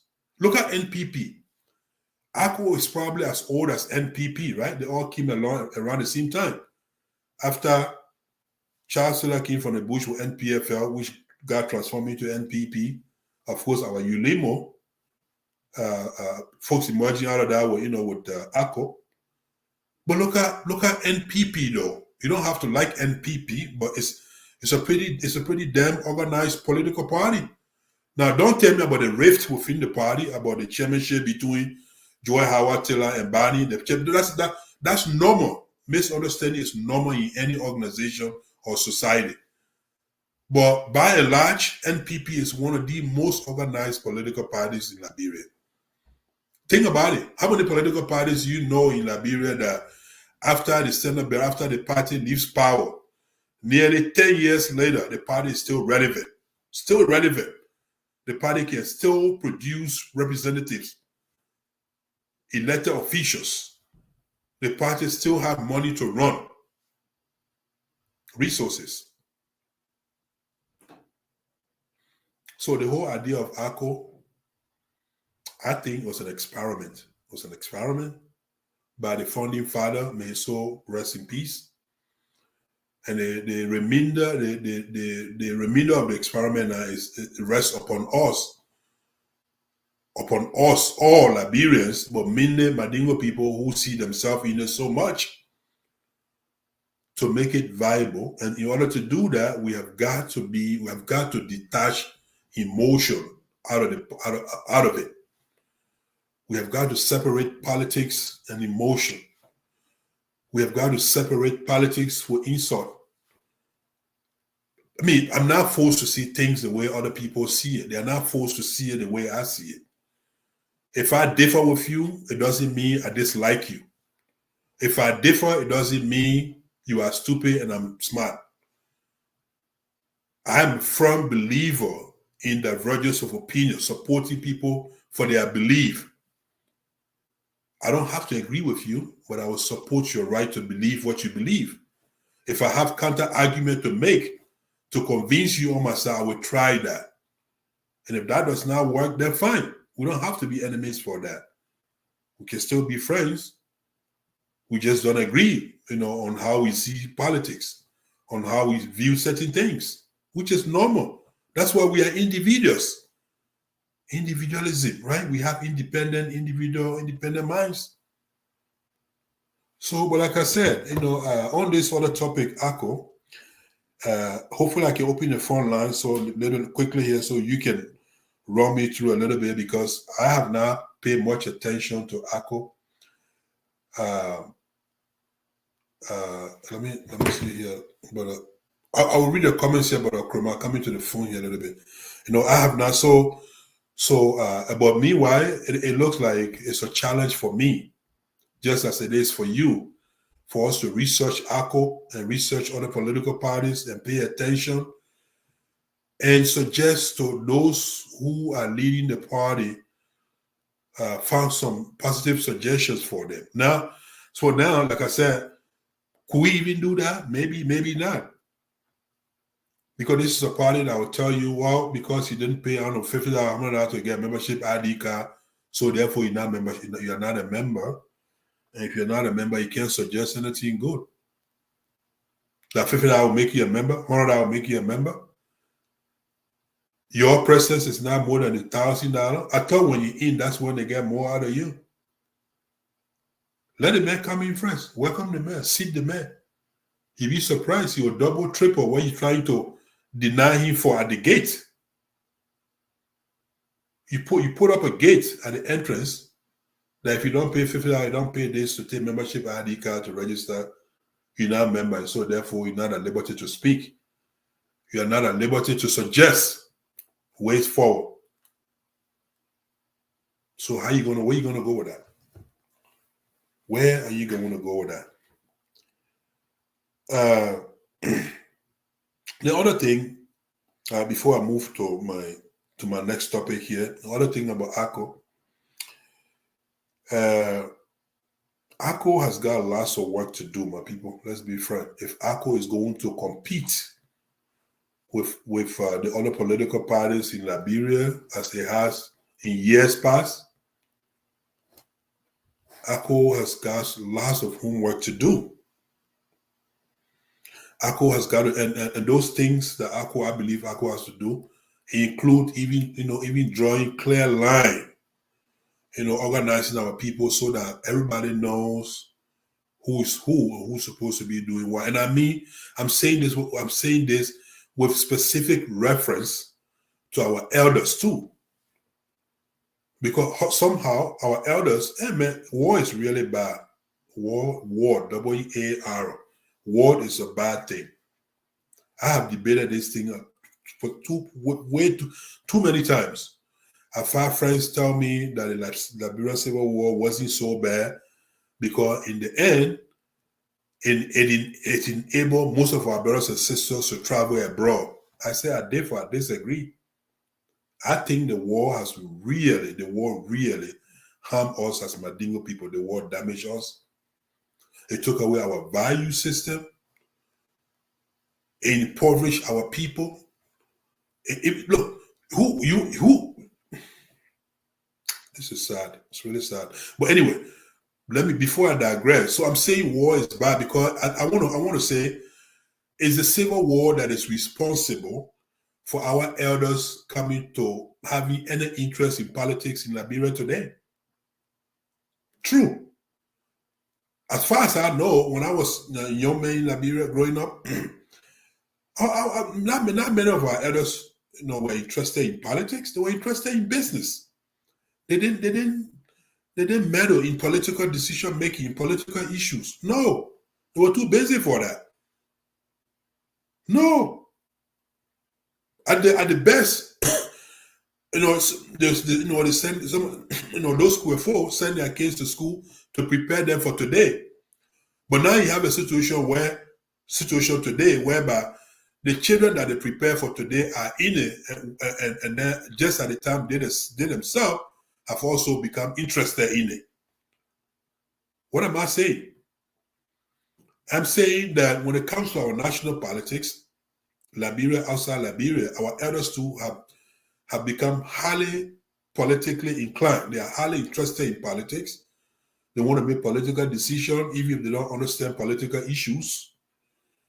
And so when they have issues to deal with, they inject themselves, they make decisions, political decisions that are not always in the best interest of our goals, or should be our goals. I mean, a typical example, right? Typical example.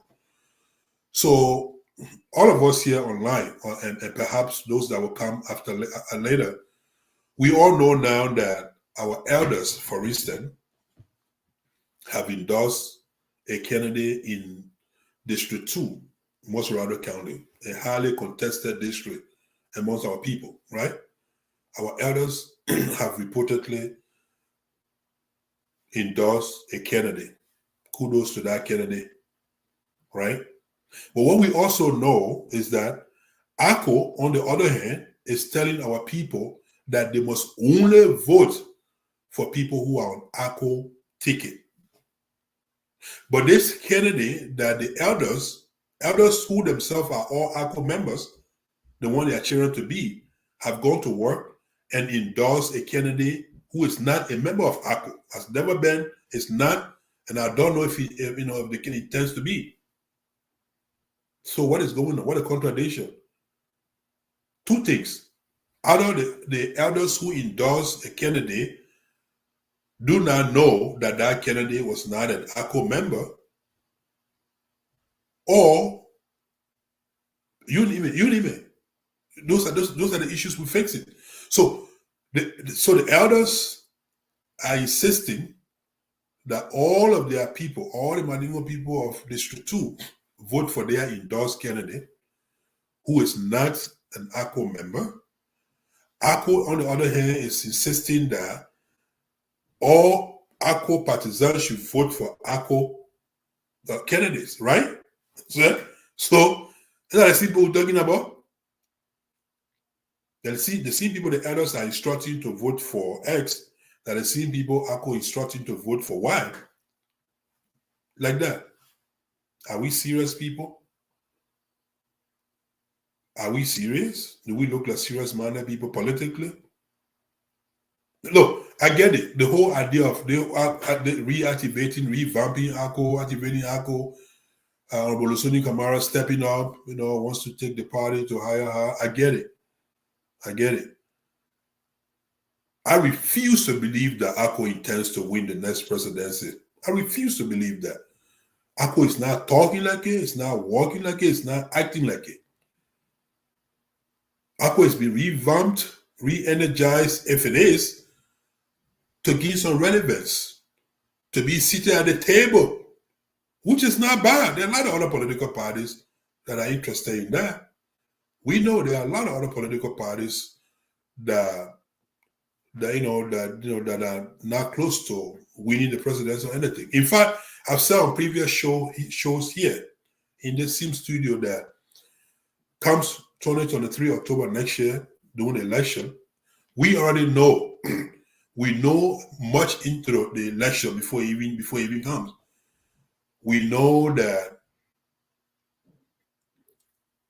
at least I know that the election in Liberia next year will produce either a second term of President George Weah, God forbid, personally, but that could very well be the case.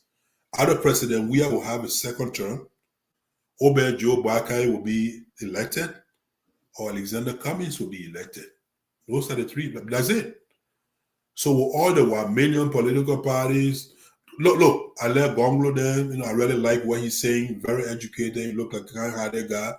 He looks like he has shoulder on his head. He know what he's talking about. But I don't think the country is to me. He's not. That's the point. Electability, right? So those are the three choices we have next election. You either vote to re-elect George Weah, you vote for Joe Barker, or you vote for Cummings. That's where he's going. That's where he's headed to. Sorry, I forgot I didn't mention Olusuni Kamara, right? Oh, yeah. Yeah, right. Yeah, right. Yeah. But anyway, I told you when I got to this other topic that I didn't intend to spend a lot of time on ALCOP because the ALCOP things tends to break my heart on occasion. But notwithstanding, there are certain affiliations, certain attachment that you didn't even initiate. It just comes, and when it does, you can't get out of it. You do more work by staying out than you do when you are in. So, and that's why the whole ALCOP thing looks like. So, for the very fact that people have seen it as their own, despite the fact that he never said all Madingo political, he didn't say that. He said all Liberia political party. How we see that to be our personal party, I don't know. Or is it because Alhaji Nkrumah funded it? There are other political parties in Liberia who were funded by some Hako Madingo descendants too. Check it out, you'll find out. But that's for that. I'm gonna move on. I will open your platform here so you can put your thoughts on it. So I'm not sure if I want to.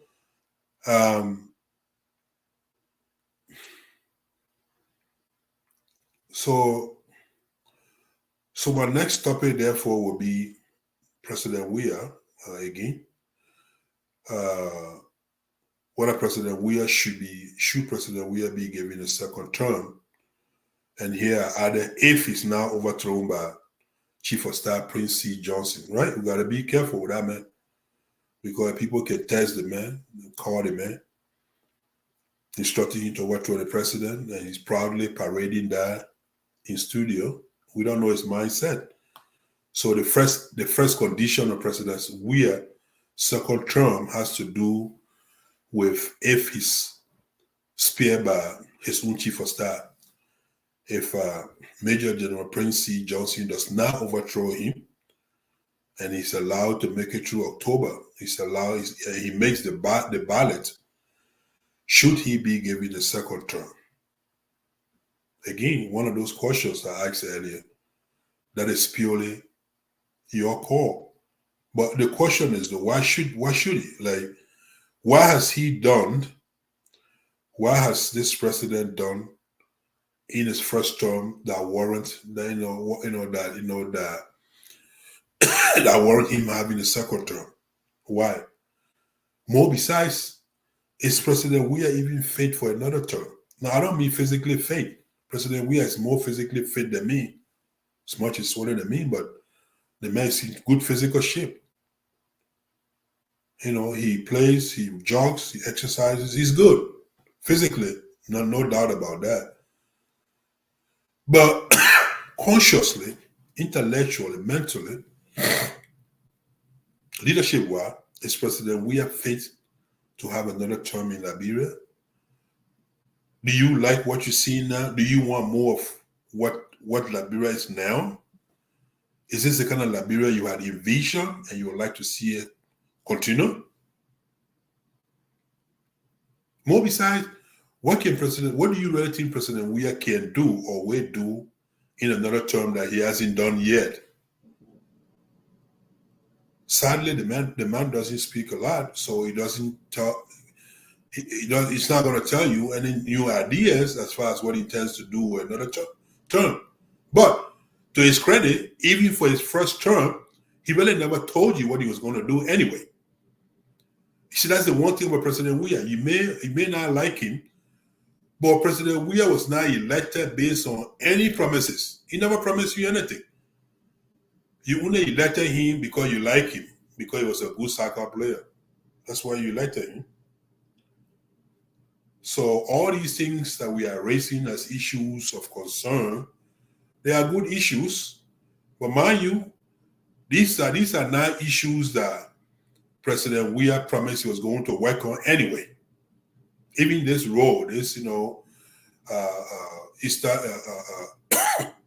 Costa, all these things just came in the 11 hours, right? President Weah, he never debated anybody. He refused to debate any candidate. He didn't even give much interview. Like the late Mamadi Jakite used to say, man, so rest in peace, that the man does not even comment on critical national issues. He will not take any side on national issues. So President Weah didn't make any promises to you. Why are you worried about him not accomplishing anything? Did he say he's going to accomplish anything? So based on that very theory, it's very likely that it could get a second term, in which case, then some of us, maybe that means we'll die without seeing, that means God has ordained that we die without seeing better governance in Liberia, which we pray to not be the case. But look, make no mistakes. I don't care what President Weah has done or continue to do, President Weah still remains the most single popular Liberian, both dead and alive. There's never been a Liberian who is as popular as George Weah, period. He's more popular than even some of your past presidents, not to mention ordinary dead. So, and with that, he still stands a chance of winning election.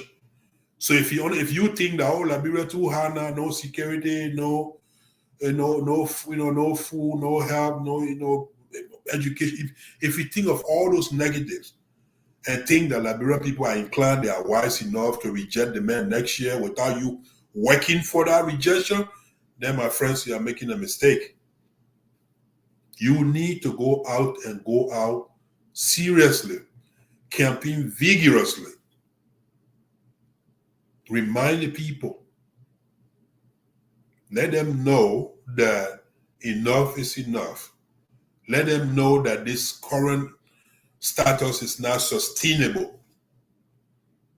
Let them know there's something called better government and there's something called better governance that delivers for all, not just a few. Let them know. And which is why, again, we started with the protest. That's what we started earlier today, which is why the protest December 17th is a good thing. Protests have always been a good thing. But again, I told you, the things that are wrong with the protests, first of all, the messengers are not correct. Louis Brown is not a good messenger. He was never part of a good governance anyway. He should not be criticizing or mobilizing people to go protest against things that he himself participated in prior, not even that long ago. But I also told you, President Weah and people are smart. The so-called protests will actually turn positive for them. Because CPP, if the protesters go and lay out all the issues that are wrong, and President Weah takes the issue and run with it and try to address some of those issues, which we know he's not capable of doing. But let's say if he went to supposition, could that turn a corner for him somehow? You see, President Weah does not need to work as much to be re-elected, as much as the rest of the candidates do. He doesn't need to do much. He just needs a few smart guys. He just needs to go back to Liberia people who already love him, by the way, and tell them, say, I made mistakes. You know, I didn't know about government. They lied to me. They fooled me. But I've learned it now. It's been 5 years. I get it now. Do it right this time. Fire Samuel Tour and a few other people. Bring new people just for electionary time. You'd be surprised how much different that will make in President Weah's campaign. Oh, did I just say that? Well, my bad. But look, on a serious note, the opposition has got lots of work to do if they must unseat, if they must make President Weah a one-term president. And they must. Their first major work has to do with coming together. CPP must put our house in order. And time is running out. Don't think they're going to do this in September, in August, September, and go to election in October. I hope the leadership, the people who the concerned leaders are working on the ground to resolve some of the pertinent issues. Otherwise, we'll see this. We'll continue to have the status quo. All right. So what time is it now? Wow, it's almost 10 o'clock. So we've been here for a little while. So I'm going to stop here. Well, I think the remaining topics on my channel here, one has to do with President Weah using state resources to cheer his son at the World Cup. Shutumete Weah, President Weah's son, had played for Liberia instead of the U.S. That's the other one on my list. And then, of course, somebody literally begged me to include FEMUSA, which I hate to talk about these days, but somebody literally begged me to say they're seeing some of our brothers arriving in Liberia today in preparation for yet another convention / fundraising. How shameless it must be. The first convention fundraising there, those pledges have not been paid. You have not even requested them. You have done nothing to prove, in the direction of what you said you intended to do. How could you go back to the same people and plan to have another event and invite the same people to come make new pledges to you? How is that possible? What kind of sensible person does that? I think they made a terrible mistake. What they did the last time, as much as it contravenes FEMUSA constitution, but they did it, they had a great momentum. It was great. We all saw it. They raised money, they raised support, and that was the best time to start something.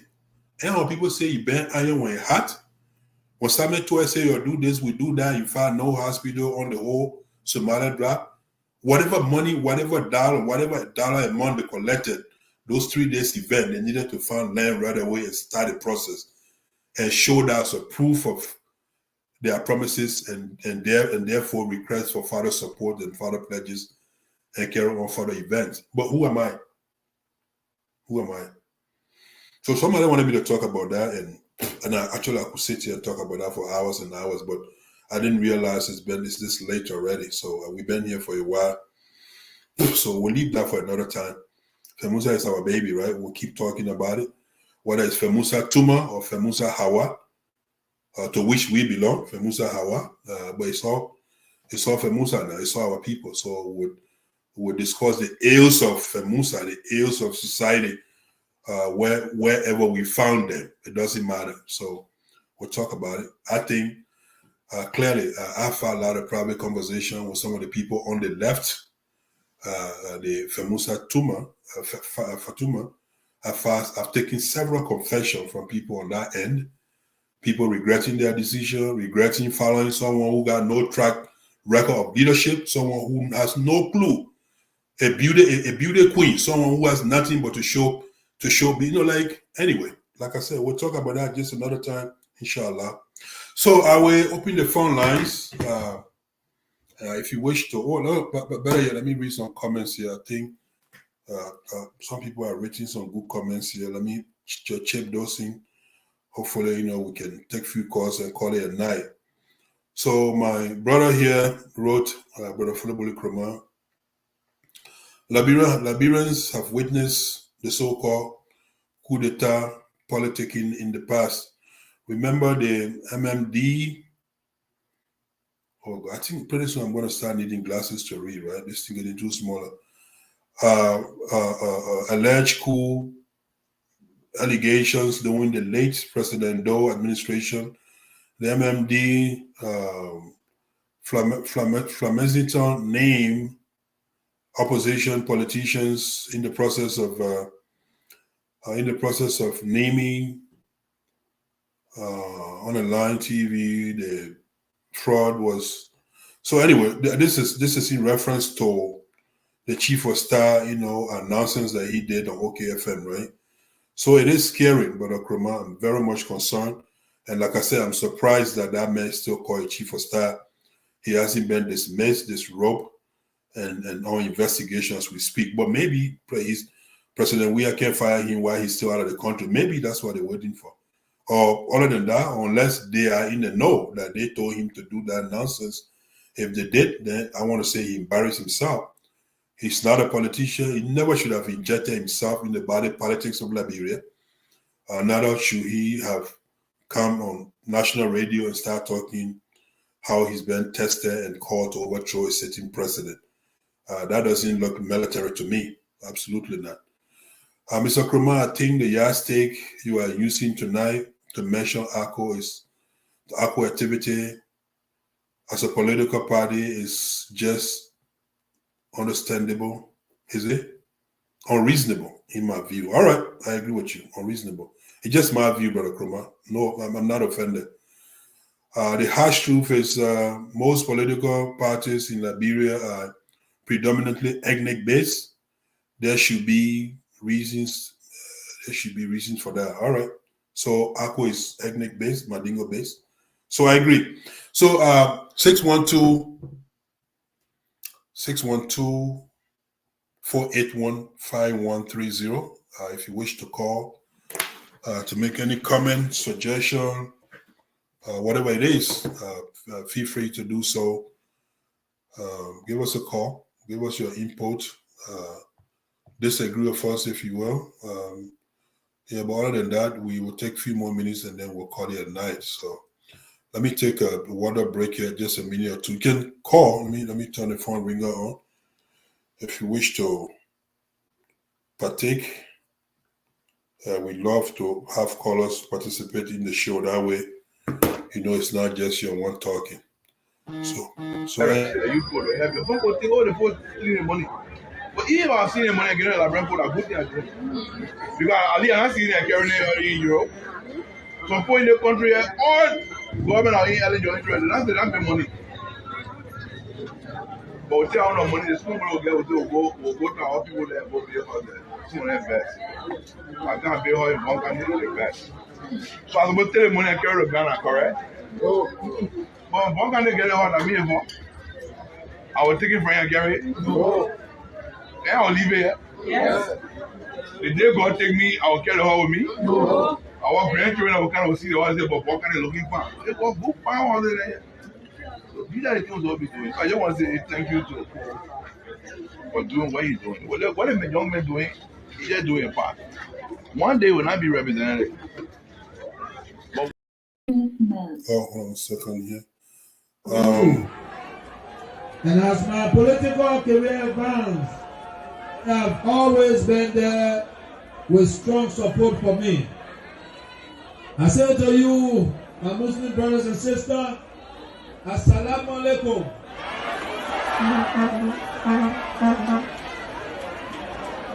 I want to say that I've heard you. My ears are wide open, and I've heard that you said, rest assured that you will get an answer from me. You will get one. All right, so we'll take our first caller here, Brother Foleboli Chroma from Philadelphia, I believe. Brother Foleboli, are you still with me?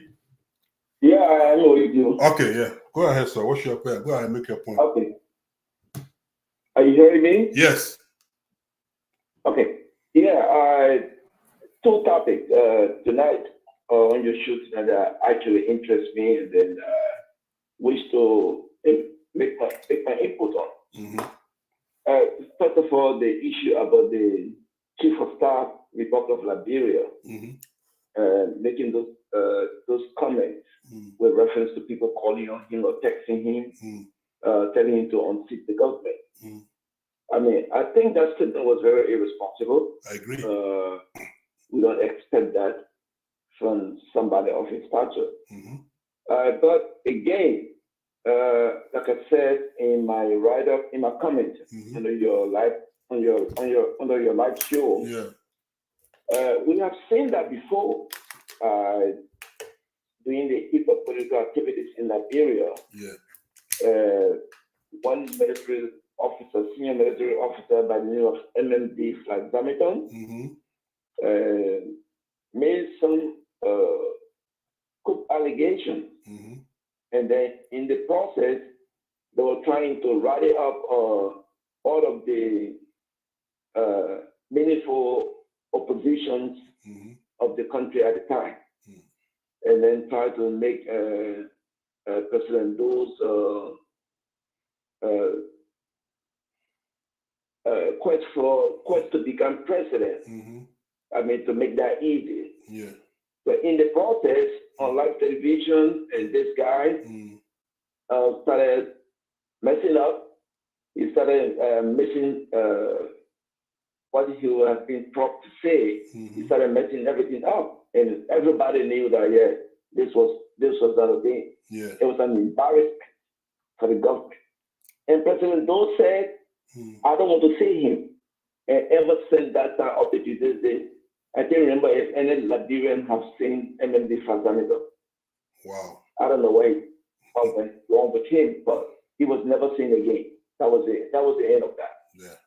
Okay, so that's why I said the Prince C. Johnson, we have to be very, very careful.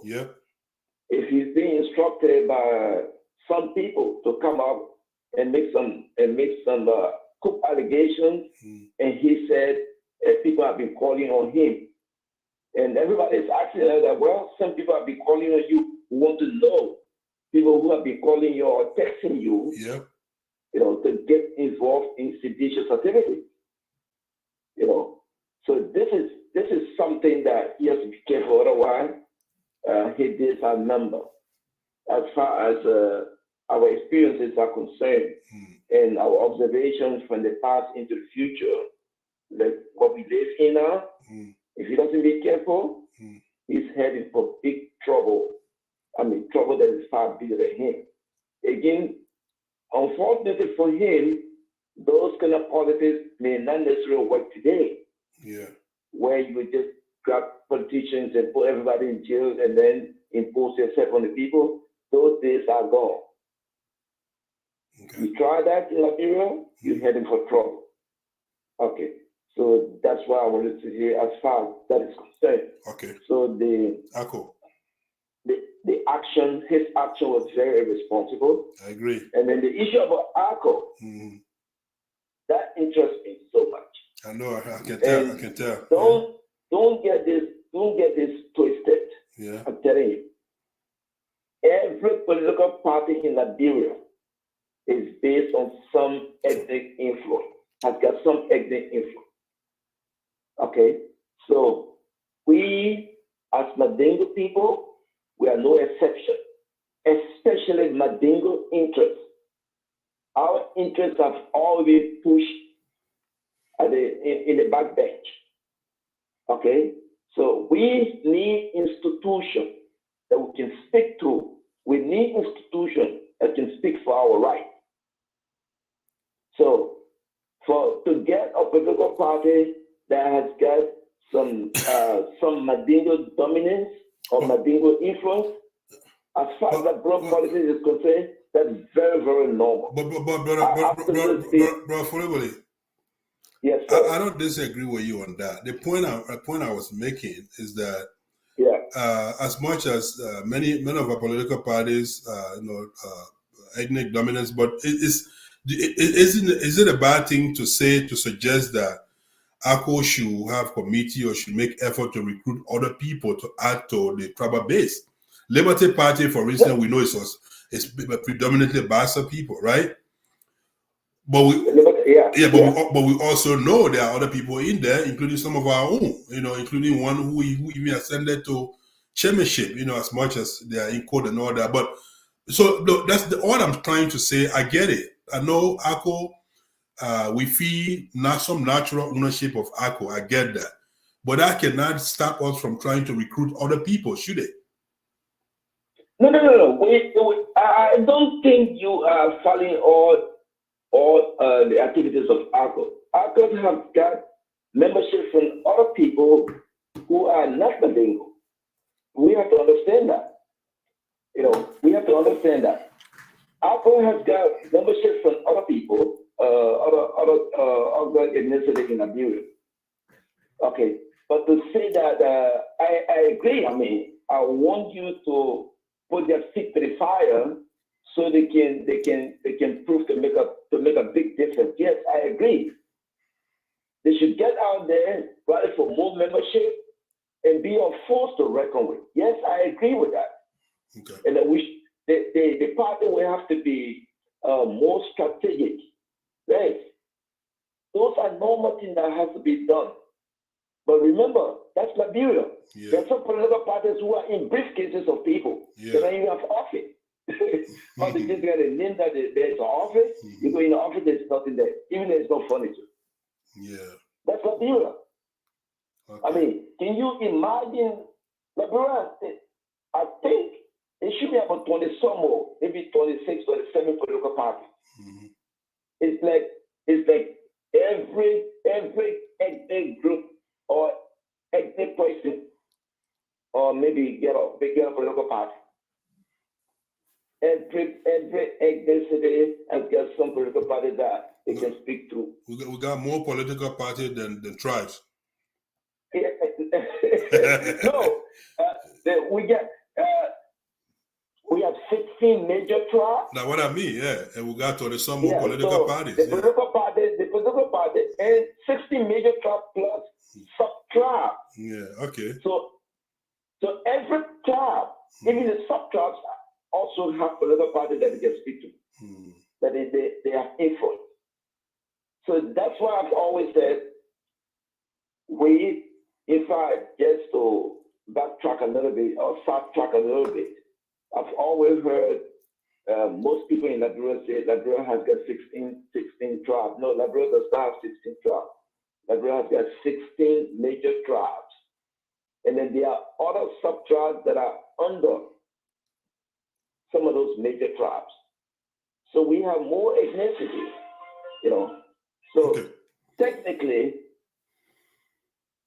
what should be done to reduce the number of political parties, will help better unite us.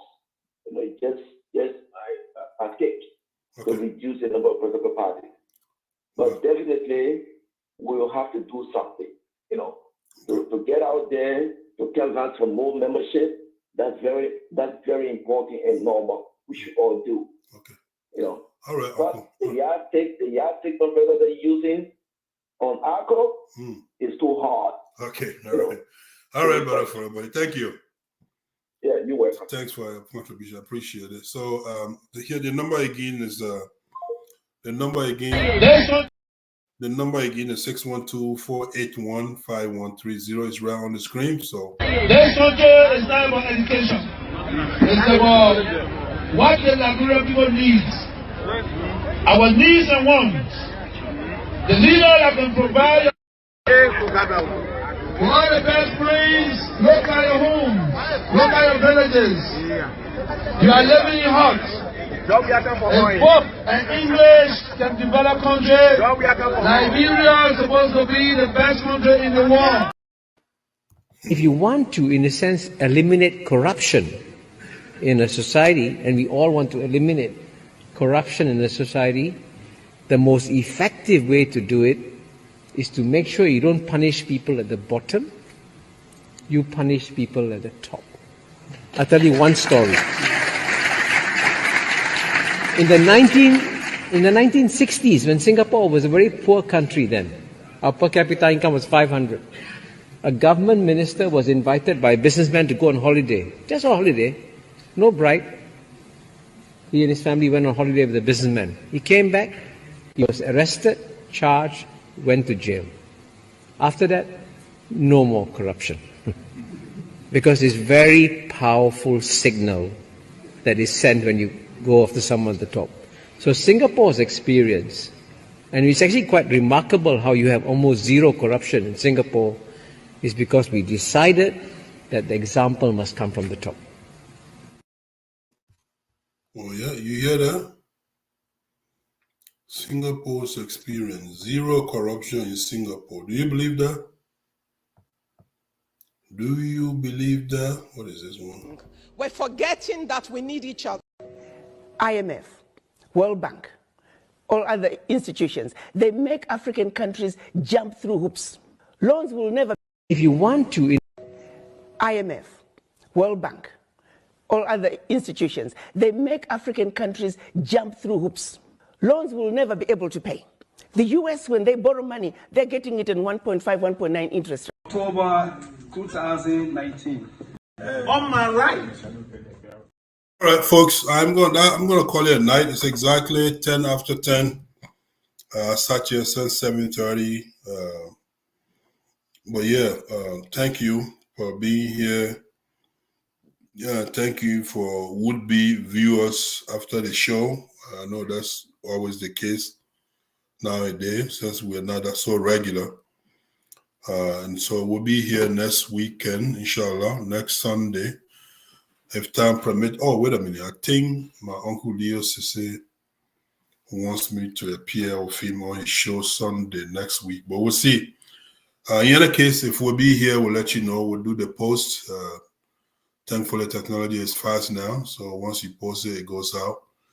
But do look forward to us being here Sunday. If anything changes, I will keep you posted about that. In the meantime, I want to thank you from the bottom of my heart. I want to sincerely thank you for taking up your time to join us on the Liberian Diaspora Forum weekly, Monday, or now occasionally talk show. As I said, we are making our effort, we're doing our best to make sure that we return the show to the previous status, which was weekly talk show, inshallah. And when we come back next week, if we do make it here next week, chances are I'm getting a few disappointing text messages here from people who had really wanted me to talk about FEMUSA.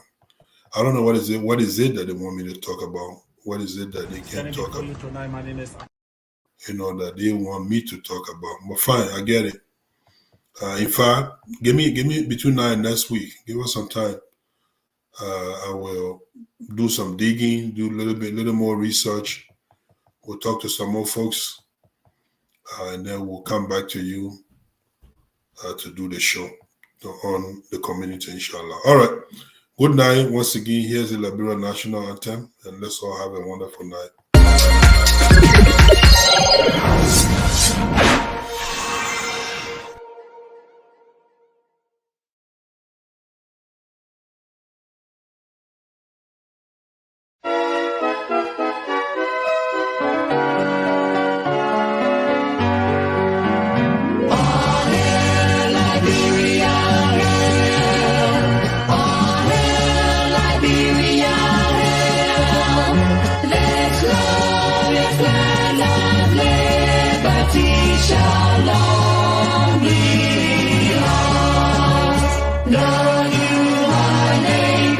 the earth and mighty the earth.